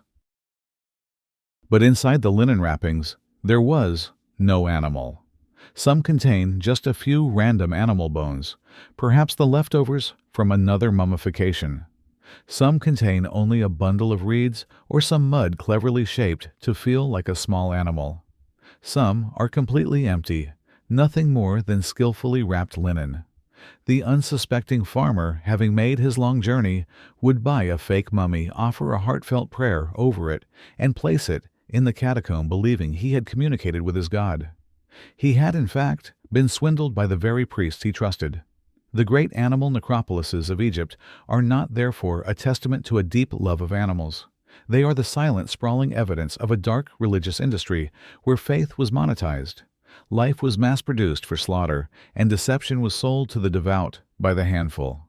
It was the commercialization of the sacred on a scale that is difficult to comprehend. There is a profound and tragic irony at the heart of the Valley of the Kings. The greatest, most powerful, and most famous pharaohs, men like Ramesses the Great, who built colossal temples and carved their names onto every available stone surface in Egypt, were the ones whose tombs were the most thoroughly and systematically plundered in antiquity. Their fame was their curse. Their grand monuments acted not as eternal houses, but as giant signposts for tomb robbers, declaring, "Here lies immense wealth." The very act of shouting one's name into eternity made that eternity a hollow one. Conversely, the greatest secret to a truly undisturbed afterlife, the most effective tomb protection of all, was not a clever trap or a terrifying curse. It was to be forgotten. The ultimate case study in this phenomenon is the tomb of Tutankhamun. The reason his tomb survived almost perfectly intact for over 3,000 years was not because it was especially well hidden or ingeniously trapped. It was because history both deliberately and accidentally erased him from its memory. To understand how we must look at the chaotic period he was born into. His father was the heretic king Akhenaten, who had plunged Egypt into religious turmoil by abandoning the traditional pantheon of gods in favor of a single deity, the sun disk Aten. This was a revolution that shook the very foundations of Egyptian society. When Akhenaten died, and after a brief, mysterious period of rule by figures like Nefertiti, the young Tutankhamun ascended the throne. His primary role was to restore the old order. He abandoned the worship of the Aten, reinstated the powerful priests of Amun-Ra, and moved the capital back to Thebes. He was the king of restoration. But he died suddenly and young at around age 19. The pharaohs who came after him, particularly the powerful kings of the 19th dynasty, like Horemheb-Seti I and Ramesses II, had a mission to completely erase the stain of the Amarna heresy from history. They saw Akhenaten not as a past king, but as an enemy of the state and the gods. They initiated a systematic campaign to destroy his monuments and chisel his name from every temple wall. And in this great purge they erased his successors as well, including Tutankhamun. He was wiped from the official king list of the formal records of Egyptian history. He became a ghost, a boy king who officially had never existed. This act of deliberate political erasure had an extraordinary unintended consequence. Generations later, the organized syndicates of tomb robbers who often worked with inside knowledge and official records had no memory of a pharaoh named Tutankhamun. He was not on their lists of targets. His name was forgotten, and so his tomb was safe. This historical amnesia was compounded by a simple physical accident. Much later, during the construction of the tomb of Ramesses VI, located directly above Tutankhamun's, the thousands of tons of limestone chips and rubble from the new excavation were unceremoniously dumped down the slope. This debris completely buried the entrance to Tutankhamun's small, low-lying tomb under a layer of rock many feet deep. Over time, the huts of the necropolis workers were built on top of this debris layer. The entrance to the boy king's tomb was now hidden beneath a later king's construction waste and the foundations of the workers' own homes. He was doubly forgotten, first by the scribes and then by the builders. This pattern holds true for other intact or nearly intact burials. The tomb of Yuya and Thuya, the parents of Queen Tai, was also found largely undisturbed. They were powerful nobles, but they were not pharaohs. Their tomb was smaller, located in an unusual spot, and simply did not register as a high-priority target for the major tomb-robbing gangs who were focused on the much richer pharaonic burials. Their relative obscurity was their shield. The dark secret, then, is a deep and bitter irony. The entire purpose of the tomb, the mummification, the treasures, was to ensure the name of the deceased would live forever. The Egyptians believed that to speak the name of the dead was to make them live again. But in the end, it was that very fame, that very remembrance that led to the desecration of their eternal homes. The pharaohs who achieved the most lasting fame were granted the most disturbed rest. And the one king we remember most vividly today, Tutankhamun, only achieved his modern immortality because his own people so successfully, so completely ensured he was forgotten. When Howard Carter first peered into Tutankhamun's tomb, the sight that greeted him was an almost blinding, overwhelming ocean of gold. The great golden shrines, the golden chariots, the golden throne, the golden coffins, and finally the magnificent, solid gold death mask. To the world, this was the ultimate symbol of Egyptian wealth and power. Gold was the flesh of the gods, the color of the sun, a metal that, unlike baser metals, never corroded or tarnished. It was the physical substance of eternity. But lurking within this dazzling treasure was a subtle secret, a truth not of deception, but of a different kind of value. Much of the glittering metal in the tomb, and indeed throughout the history of Egypt, was not pure gold. It was a naturally occurring alloy of gold and silver, a substance the Egyptians knew as jam, and the Greeks would later call electrum. Its appearance was distinct. Depending on the ratio of gold to silver in the natural ore, the color of electrum could range from the bright buttery yellow of pure gold to a soft, pale silvery gold. It was a subtle, beautiful color, less brassy than pure gold, with a unique, gentle luster. It also had practical advantages. The addition of silver makes gold harder and more durable, less prone to scratching and denting, which made it an excellent material for crafting objects that needed to be strong, as well as beautiful, such as jewelry or ceremonial vessels. But the true importance of electrum was not practical.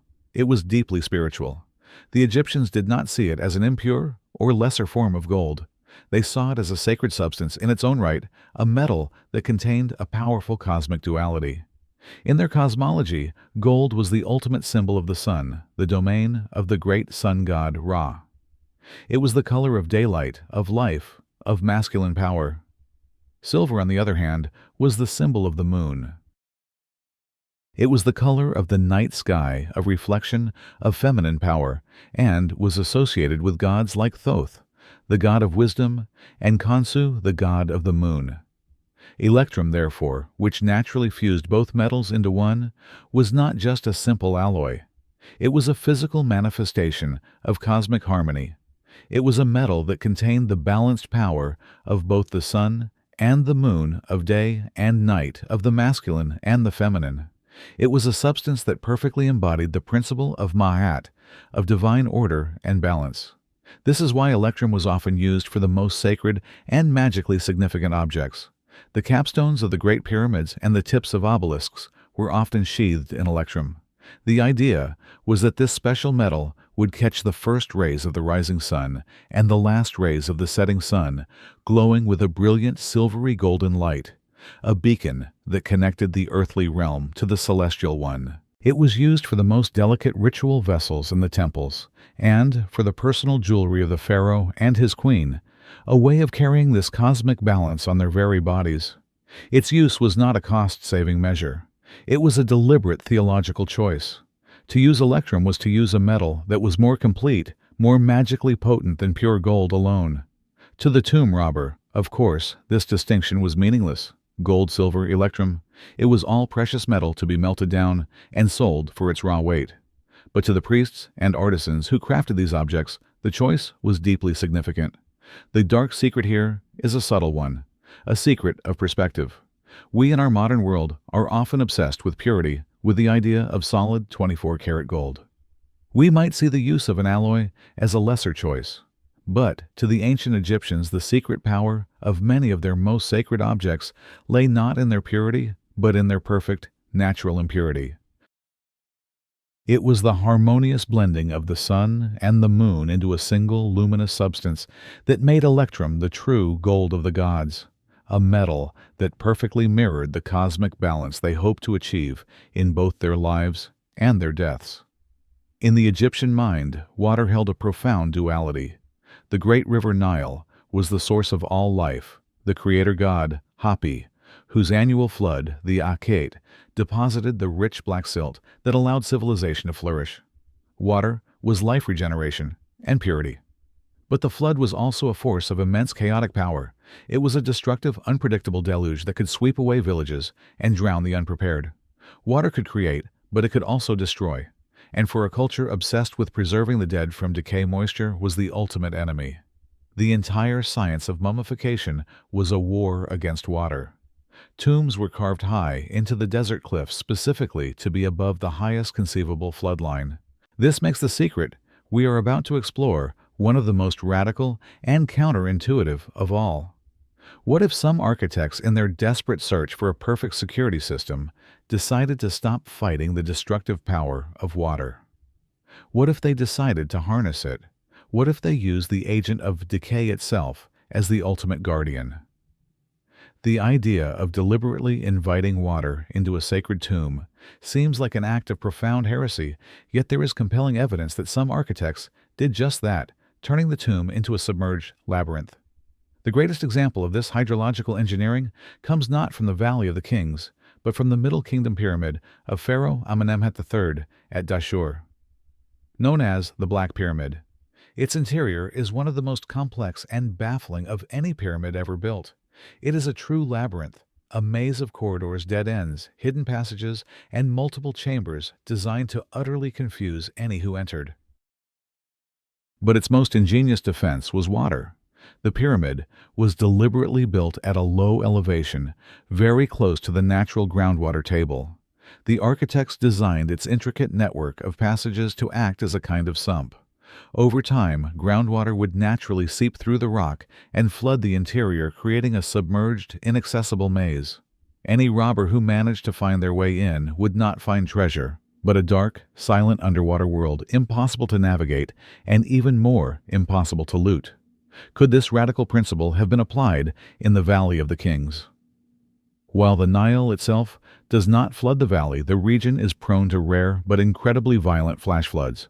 Once every few decades, a massive desert thunderstorm can dump a huge volume of water into the high cliffs, which then funnels down into the main valley with the force of a tidal wave, carrying tons of rock, sand, and debris with it.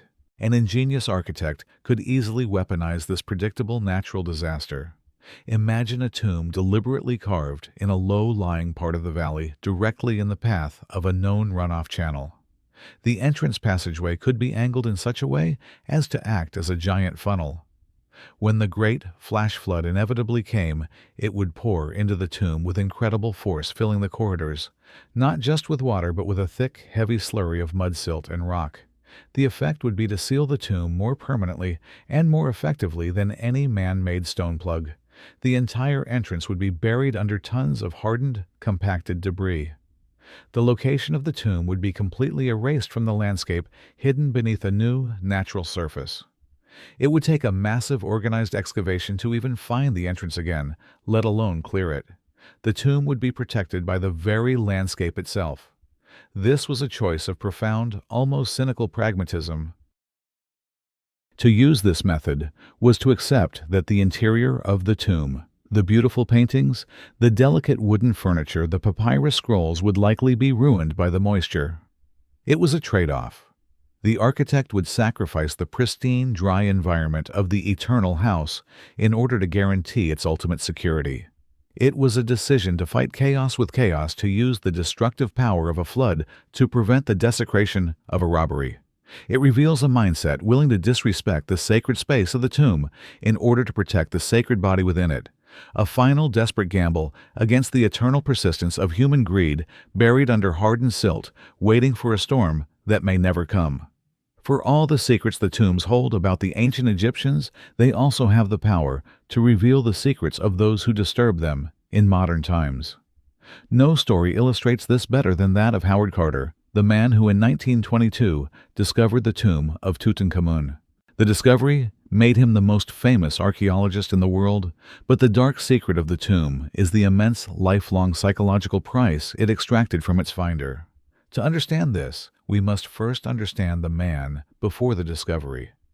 By 1922, Howard Carter was a man on the edge. He was not a wealthy gentleman scholar or a university-trained Egyptologist. He had come to Egypt as a talented young artist hired to copy tomb paintings. He was meticulous, patient, and brilliant, but he was also known for being stubborn, solitary, and having a difficult, prickly personality. For 5 seasons, his patron, the wealthy Lord Carnarvon, had funded his excavations in the Valley of the Kings, and they had found almost nothing of significance. This was to be their final season.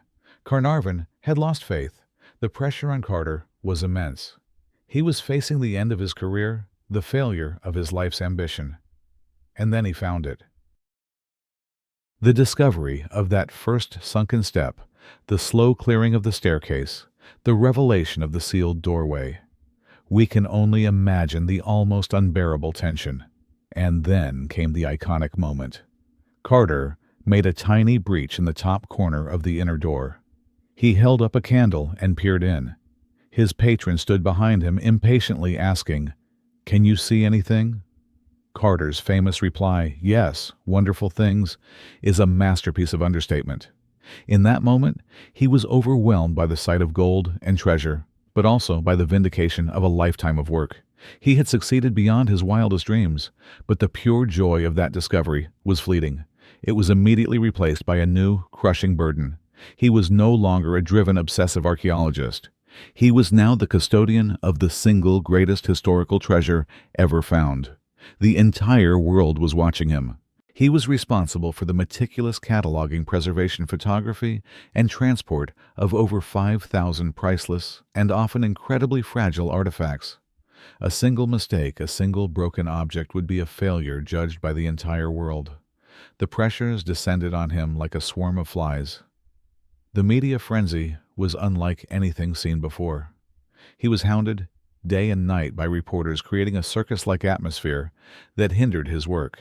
The discovery site became a global tourist attraction, with crowds gathering to watch his every move. He became embroiled in a bitter political battle with the newly independent Egyptian government over the control and ownership of the artifacts, a dispute that led to the authorities temporarily locking him out of his own excavation. And then came the curse. When Lord Carnarvon died suddenly from an infected mosquito bite just a few months after the tomb was opened, the newspapers created the myth of the curse of the pharaohs. Carter, who loathed superstition, found himself at the center of a morbid global narrative that he could not control. He was seen as the man who had unleashed a dark force upon the world.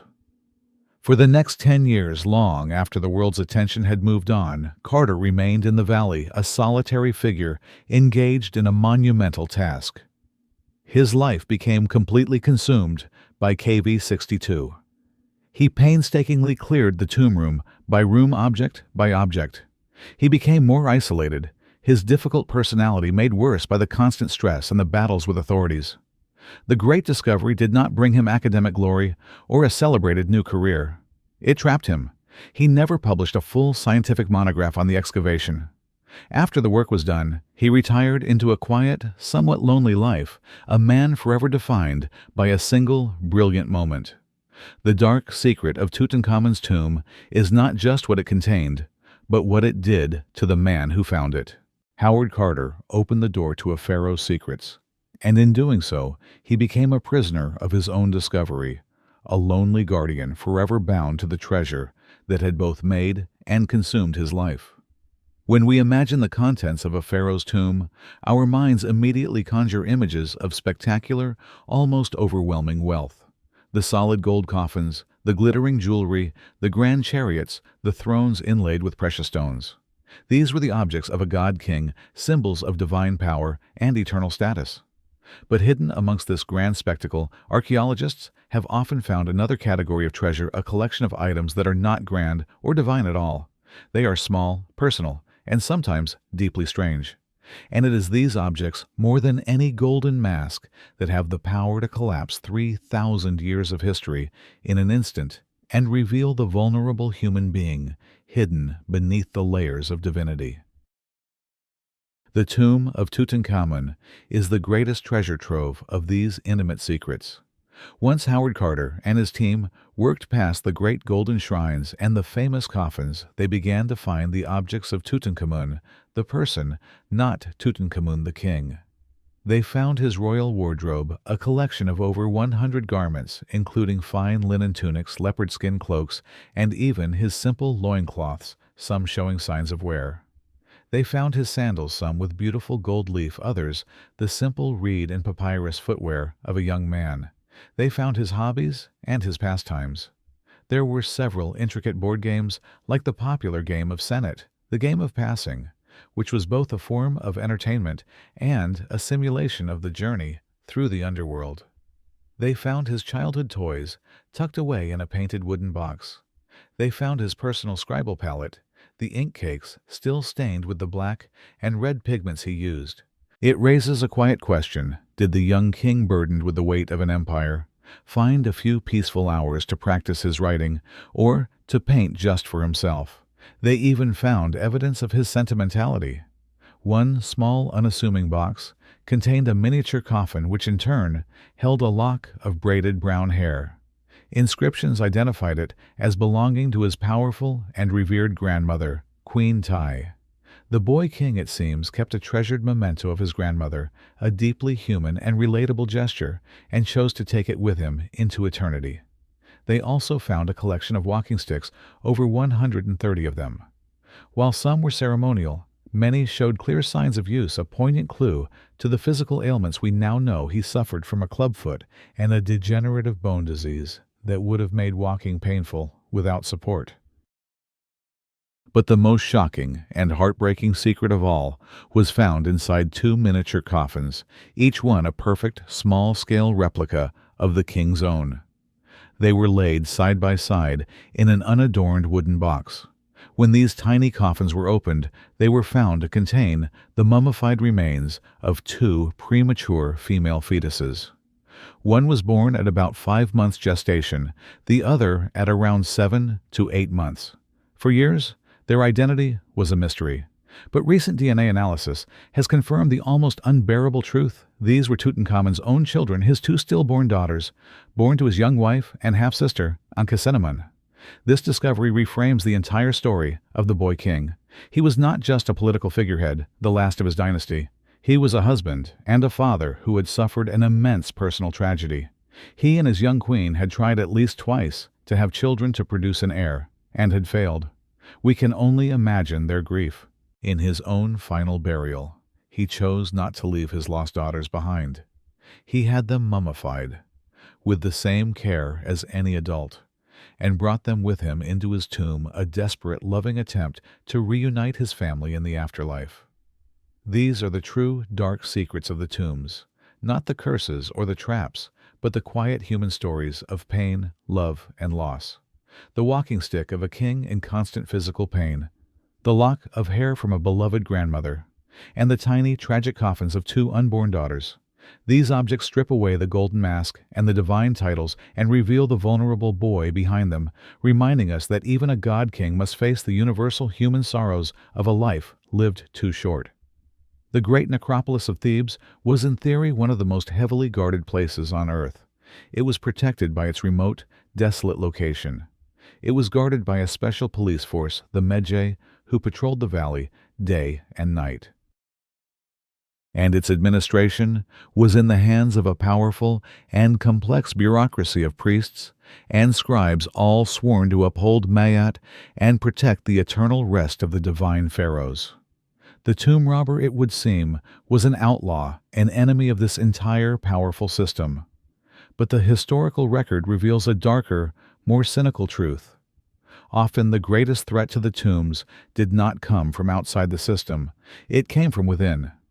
The most stunning evidence for this comes from a collection of legal documents from the late New Kingdom, most famously the Abbot Papyrus. This scroll is not a religious text. It is a dry, official report of an investigation into a series of tomb robberies during the reign of Ramesses IX, and it reads like a modern political thriller filled with accusations, cover-ups, and a level of corruption that reached the very highest levels of government. The story begins with an accusation. A man named Passer, the mayor of the East Bank of Thebes, the sight of the living, brought a formal complaint against his political rival, a man named Pawera. Pawera was the mayor of the West Bank, the man whose jurisdiction included the Valley of the Kings, and who was therefore directly responsible for its security. Passer accused Pawera of being complicit in, or at the very least criminally negligent of, a wave of robberies that were desecrating the tombs of the great ancestors. In response, the vizier of Egypt formed a special commission to investigate Passer's claims. The papyrus details the journey of this commission as they visit the tombs on Passer's list. It is a tense tour. They inspect the tomb of a certain king and find it secure. They move to another and find that the robbers have breached it, tunneling through the rock. They examine the tomb of a queen and find it completely stripped. The report is a mixed bag, and it becomes clear that while Passer may have exaggerated some claims, a significant number of tombs had indeed been violated under Pawera's watch. The investigation then turned to the confessions of the thieves who had been caught. As we have seen, these confessions were extracted under torture, and in their agony, the thieves revealed the truth of their operations. They did not act alone. They spoke of paying bribes to the Medjay guards to look the other way during their nighttime activities. They revealed that coppersmiths from the local temple would help them by providing tools. Most damningly, they implicated officials and scribes who would provide them with information telling them which tombs were richest and which were less heavily guarded. This was not the work of desperate individuals. It was organized crime, and it was thriving on the corruption of the very officials meant to be stopping it. The climax of the story is a public confrontation between the two mayors, Pacer and Pawara, in the Great Hall of the temple. Despite the clear evidence of widespread robberies and the confessions implicating the system, the powerful West Bank mayor, Pawara, is ultimately acquitted of all charges. The investigation is closed. The historical record is silent on what happened next, but the implication is chillingly clear. The corruption was too deep. The network of complicit officials was too powerful. Pawara and his associates were untouchable. The system investigated itself and found itself innocent. This was the greatest and most insidious dark secret of the tombs. Their sanctity was only as strong as the integrity of the living state. The most formidable enemy was not the common thief trying to feed his family. It was the slow, cynical decay of the government itself. When the government became corrupt, when the officials charged with protection became the chief predators, the entire system collapsed. The sanctity of the tomb was only as strong as the integrity of the living. The desecration from within was the most profound betrayal of all. The dead trusted them. The living sold that trust by the handful. There is an image of the Egyptian tomb that is deeply ingrained in our collective imagination, an image shaped not by archaeology, but by a century of thrilling adventure films. It is the image of the complex, mechanical booby trap. We see the hero stepping on a loose floor tile, triggering a volley of poisoned darts to shoot from the walls. We see him ducking under scything blades that swing from the ceiling, or running from a giant boulder released by a pressure plate. These elaborate, ingenious machines of death have become synonymous with the idea of tomb protection, and they are a complete and total fantasy. The dark secret here is not what the Egyptians built, but what they tellingly chose not to build. The first and most simple reason for the absence of these traps is technological. The ancient Egyptians were masters of civil engineering, capable of moving multi-ton blocks with astonishing precision, but they were not fine mechanists. They lacked the knowledge of advanced metallurgy required to create the high-tension springs, complex triggers, and gear systems that such traps would require. Their technology was one of immense weight-simple levers and the power of gravity. A spring-loaded dart trap was simply beyond their technical capabilities. Even if they could have built such a device, the second problem is longevity. A tomb was meant to last for millions of years. Any trap designed to protect it would need to be just as eternal. A complex mechanical device is inherently fragile. Over the course of 3 millennia, its components would fail. Metal springs would rust and lose their tension. Wooden parts would rot or be eaten by insects. Ropes would decay into dust. A poison dart trap might work for a few decades, perhaps even a century, but it would be useless after 3,000 years. The true Egyptian traps, the deep pit, the massive stone plug, were brilliant because of their simplicity. They worked on day one, and they would work just as well 30 centuries later. They were powered by gravity, and gravity never rusts. Furthermore, the poisons themselves would not last. The ancient world had access to potent organic toxins like snake venom or extracts from poisonous plants. But these are complex organic compounds. Over thousands of years, they would break down and lose their potency. A dart tipped with 3,000-year-old cobra venom would deliver a dusty, harmless prick. The real poisons of the tomb, as we have seen, were the unintentional ones, the slow, patient poisons of lead, of toxic mold, and of radioactive gas. But the most profound reason for the absence of these traps is not practical, but philosophical. A tomb was not a military fortress. It was a sacred space, the pharaoh's eternal home, a perfect ordered model of the cosmos. To fill this house of divine order with crude, violent machines of death would be a form of desecration. It would be introducing a chaotic, violent element, an aspect of Isfet, into the heart of a space designed to embody Ma'at. The protective measures had to be integrated into the sacred architecture itself, or be magical in nature. The traps were the architecture, the shafts, the plugs, the labyrinths. And the traps were the magic, the curses, and spells written on the walls. So the absence of these Hollywood-style traps is not a sign that the Egyptians were not clever enough to imagine them. It is, in fact, a sign that they were far too clever. They understood that the most effective and enduring traps were not mechanical, temporary, and loud. They were passive, permanent, and psychological. They were built not of springs and gears, but of gravity, stone, and fear itself.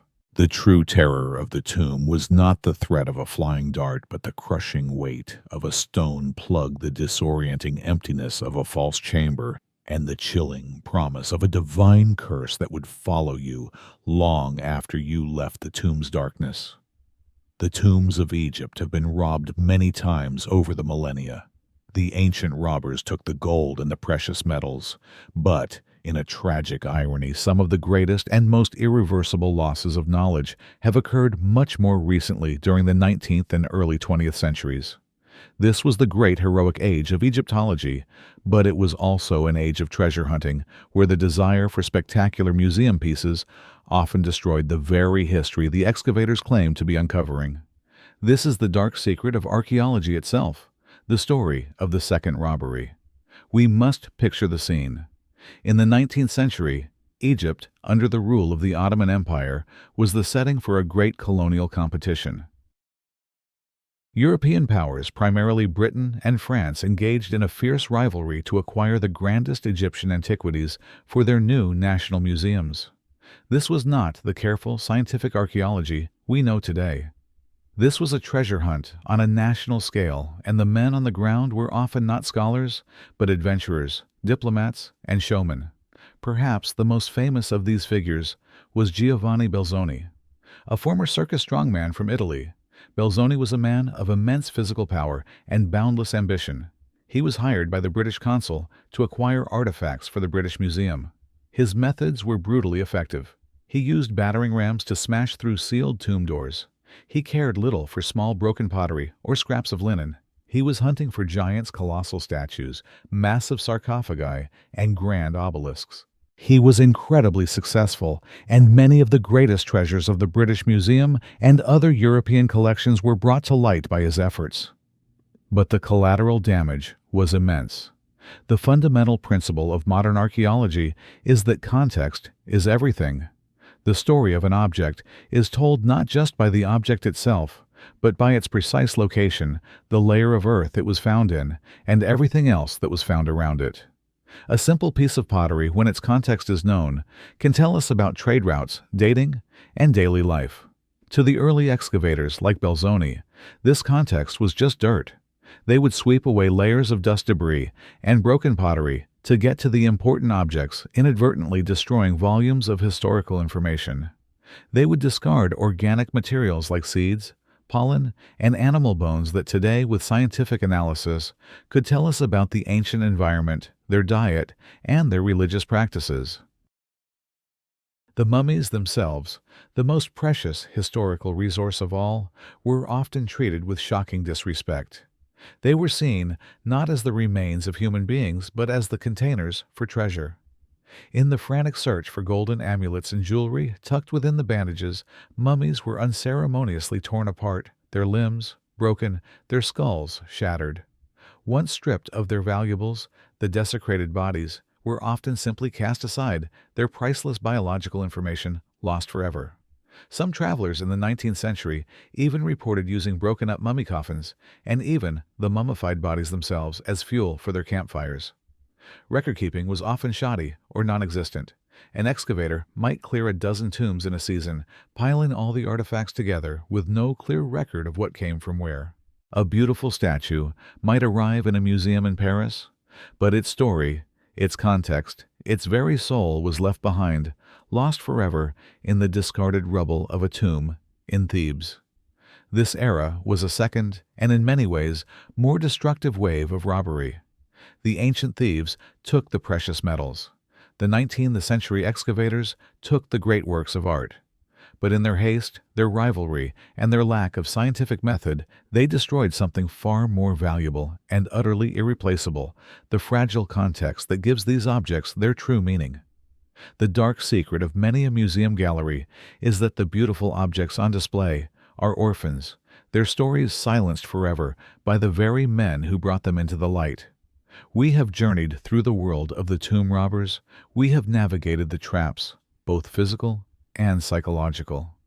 We have uncovered the real curses of nature, the horrors of the embalmer's workshop, and the dark secrets of politics, deception, and betrayal.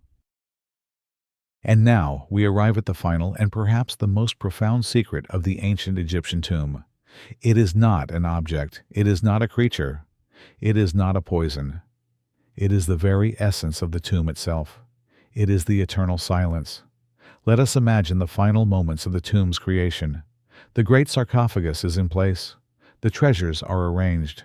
The last of the priests has chanted the final spell, his voice echoing for a moment in the stone corridors before falling away.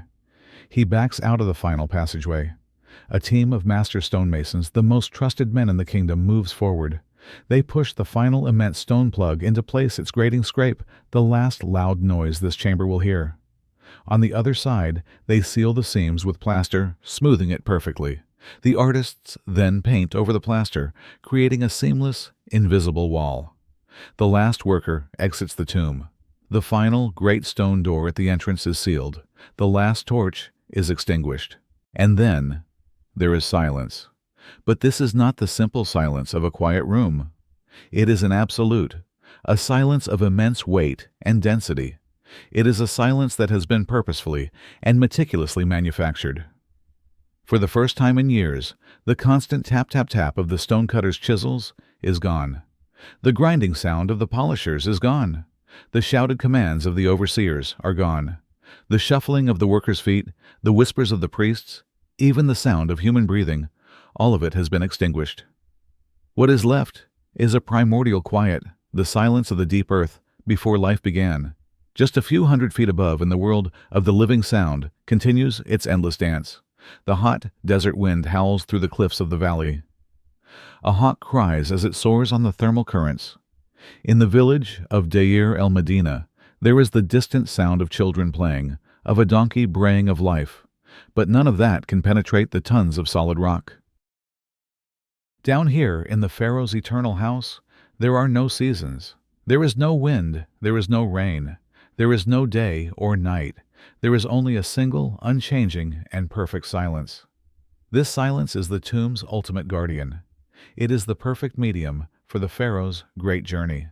In this profound quiet, his soul, his ba, can leave the body and begin its perilous voyage through the underworld without distraction. In this stillness, his life force, his kai, can return to the tomb to receive its offerings in peace. The silence is a sacred barrier, a blanket of pure stillness that separates the chaotic, noisy world of the living from the ordered, eternal world of the dead. It is the very atmosphere of eternity. For 3,000 years, this silence can remain absolute, a perfect time capsule of soundlessness. And the moment of its violation is therefore the most profound act of desecration. Imagine the first strike of a robber's pickaxe against the rock. That first sharp crack is not just breaking a stone. It is shattering a silence that is older than most of the world's civilizations. When Howard Carter made his tiny breach in the door to Tutankhamun's antechamber, the first thing that happened was not the discovery of gold, but a physical exchange between two worlds. A puff of ancient stale air, the air of the 18th dynasty, rushed out. And into the tomb rushed the sounds of the 20th century, the excited breathing of men, the distant sounds of the modern world, and the disruptive presence of light. The great spell of silence was broken forever. To the ancient Egyptian mind, this silence was the entire point. All the other defenses, the traps, the curses, the hidden doors, the decoy chambers, were merely servants to this one ultimate goal, the preservation of an eternal, sacred quiet. The tomb was the most private space ever conceived, a bedroom for a sleep that would last for millions of years. And sleep requires silence. For us as living, breathing creatures, this absolute silence is terrifying. We are creatures of sound and motion. Our world is defined by noise. To be in a place of total silence is deeply unsettling. It is a visceral reminder of the stillness of death itself. And perhaps that was the final, unspoken psychological trap. Any robber who managed to penetrate the tomb's deepest sanctum would not just be met with treasures, but with a silence so profound, so ancient, and so unnatural that it would feel like a living presence. It would be the sound of their own mortality, a quiet so loud it could break a man's nerve. The greatest dark secret of the tomb was never a thing you could see or touch. It was the heavy, perfect, and eternal silence waiting patiently in the dark. The story of the mummy's curse is one of the most enduring legends to emerge from the sands of Egypt.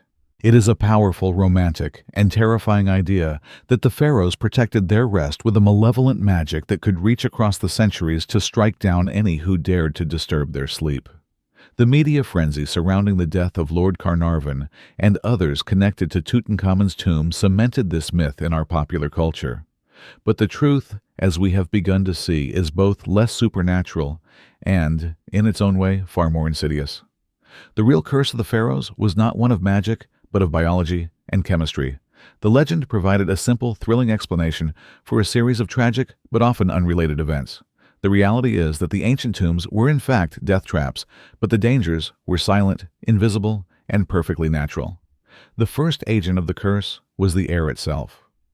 As we've explored, a sealed tomb filled with decaying organic matter becomes a chemical soup of toxic gases. The lack of oxygen combined with high levels of carbon dioxide, ammonia, and hydrogen sulfide could easily overwhelm an incautious excavator, causing dizziness, lung damage, or even asphyxiation.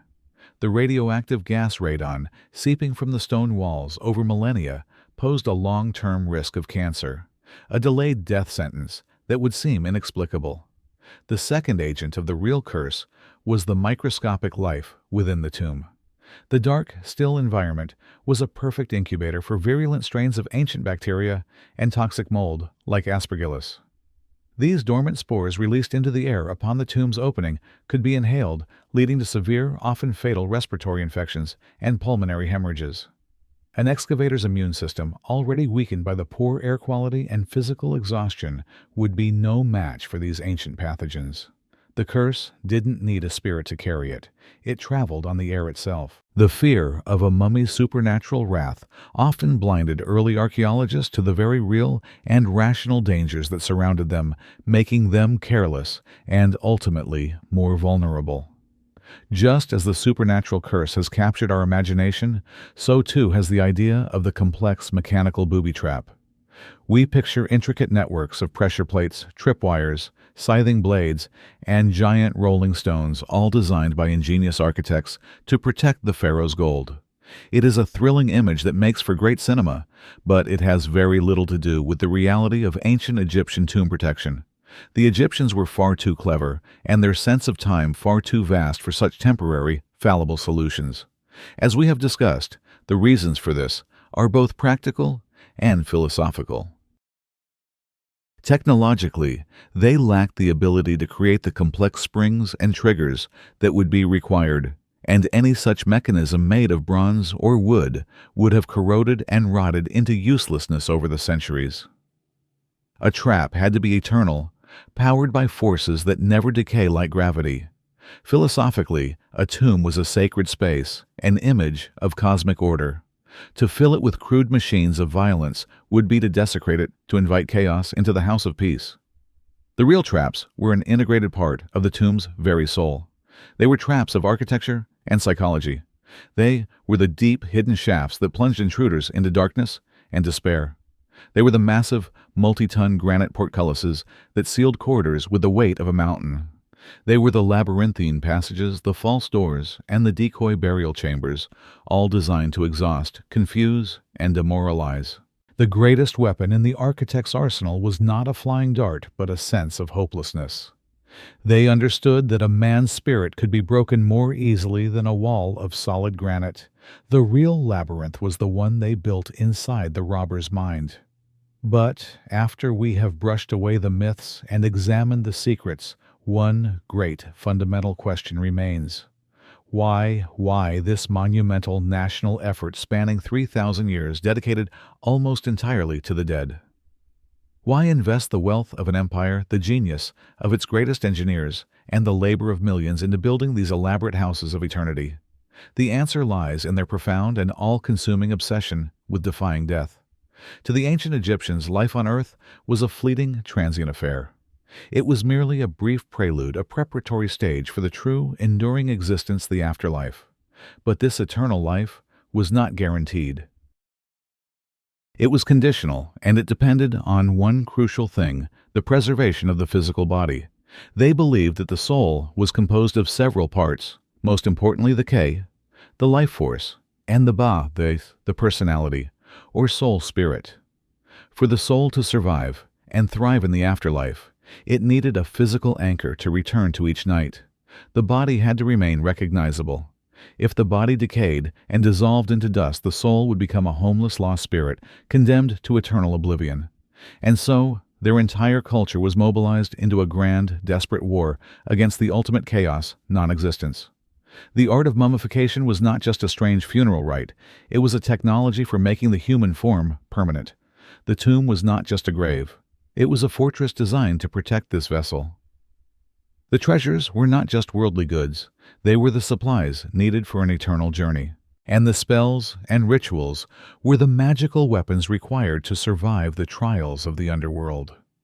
Every aspect of their civilization, from their art to their engineering, was in service to this one great project: to cheat death, to make humanity permanent in a universe of endless change and decay. We view Howard Carter and other archaeologists as heroes of discovery, a perception they themselves cultivated. They are the ones who brought the wonders of this ancient world back into the light. But it is worth pausing here, in the quiet of the night, to consider another perspective.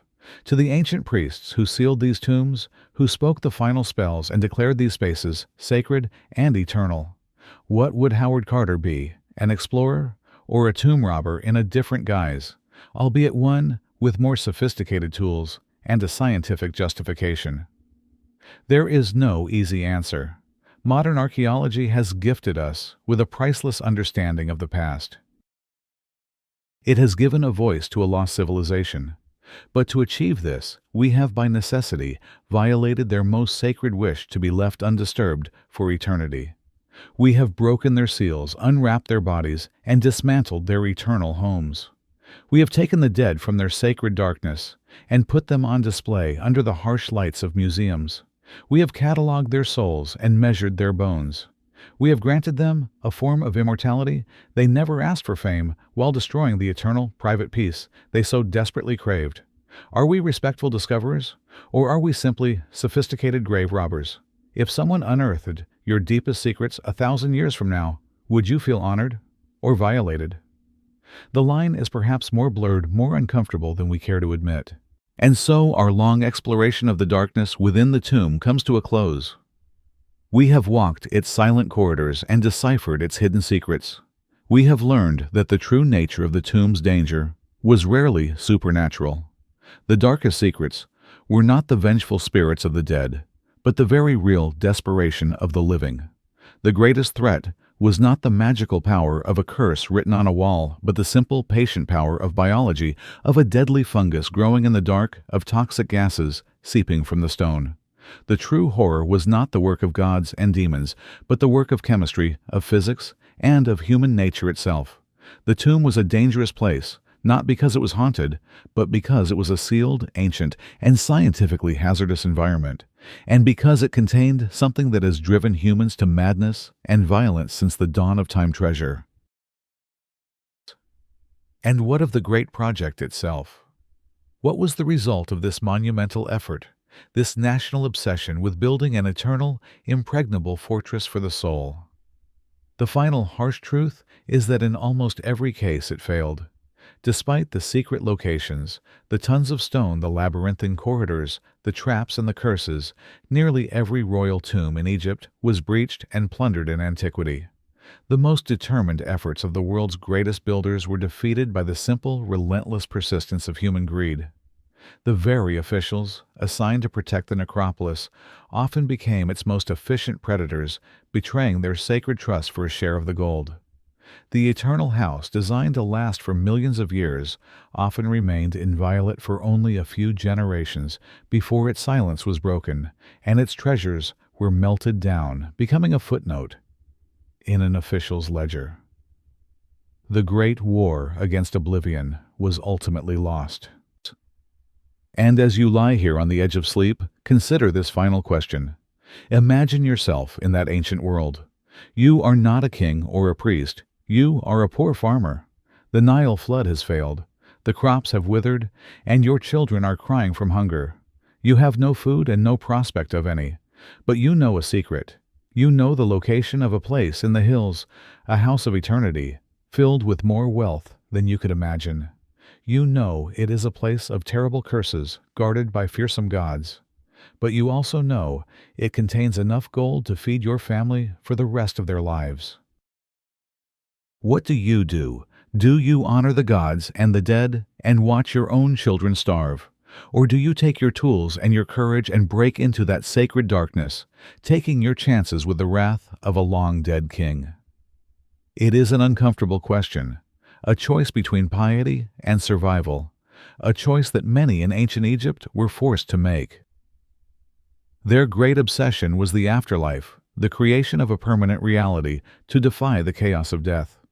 And it is easy for us to see that obsession as something unique and ancient. But is it really so different from our own? We no longer build pyramids of stone, but we build other kinds of eternal houses. We build financial dynasties, hoping our wealth and influence will outlive us. We build digital legacies, carefully curating our lives online in the hope that our virtual selves will be remembered. We pour our faith into the science of medicine, hoping to extend our lives to push back against the inevitable decay. The methods are different. The language has changed. But the fundamental human fear of being forgotten, the deep, desperate need to leave a permanent mark on the world, is exactly the same. We are all in our own way still building tombs. But that world is gone. The dust of the valley is no longer in the air. The smell of ancient linen and dry rock has faded.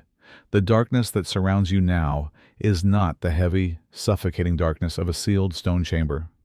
It is the soft, familiar darkness of your own room. The weight you feel is not the weight of a stone sarcophagus lid. It is the comforting weight of your own blanket. The silence you hear is not the absolute eternal silence of a tomb. It is the gentle, peaceful quiet of your own home at night. You are not there anymore. You are not an intruder. You are not a ghost. You are here. You are safe. The great stone doors are closed. The secrets have been told. The journey is over. There is nothing left to explore, nothing left to analyze. All that is left is the quiet. The silence of the tomb was a silence of fear and waiting. The silence here, in your room, is a silence of peace and rest. Let the echoes of the past dissolve. Let the thoughts of the day fade away like inscriptions in the sand. Let the darkness behind your eyes become a soft, warm, welcome space. There is nothing left to do, nothing to think about. There is only rest, only sleep. Sleep now.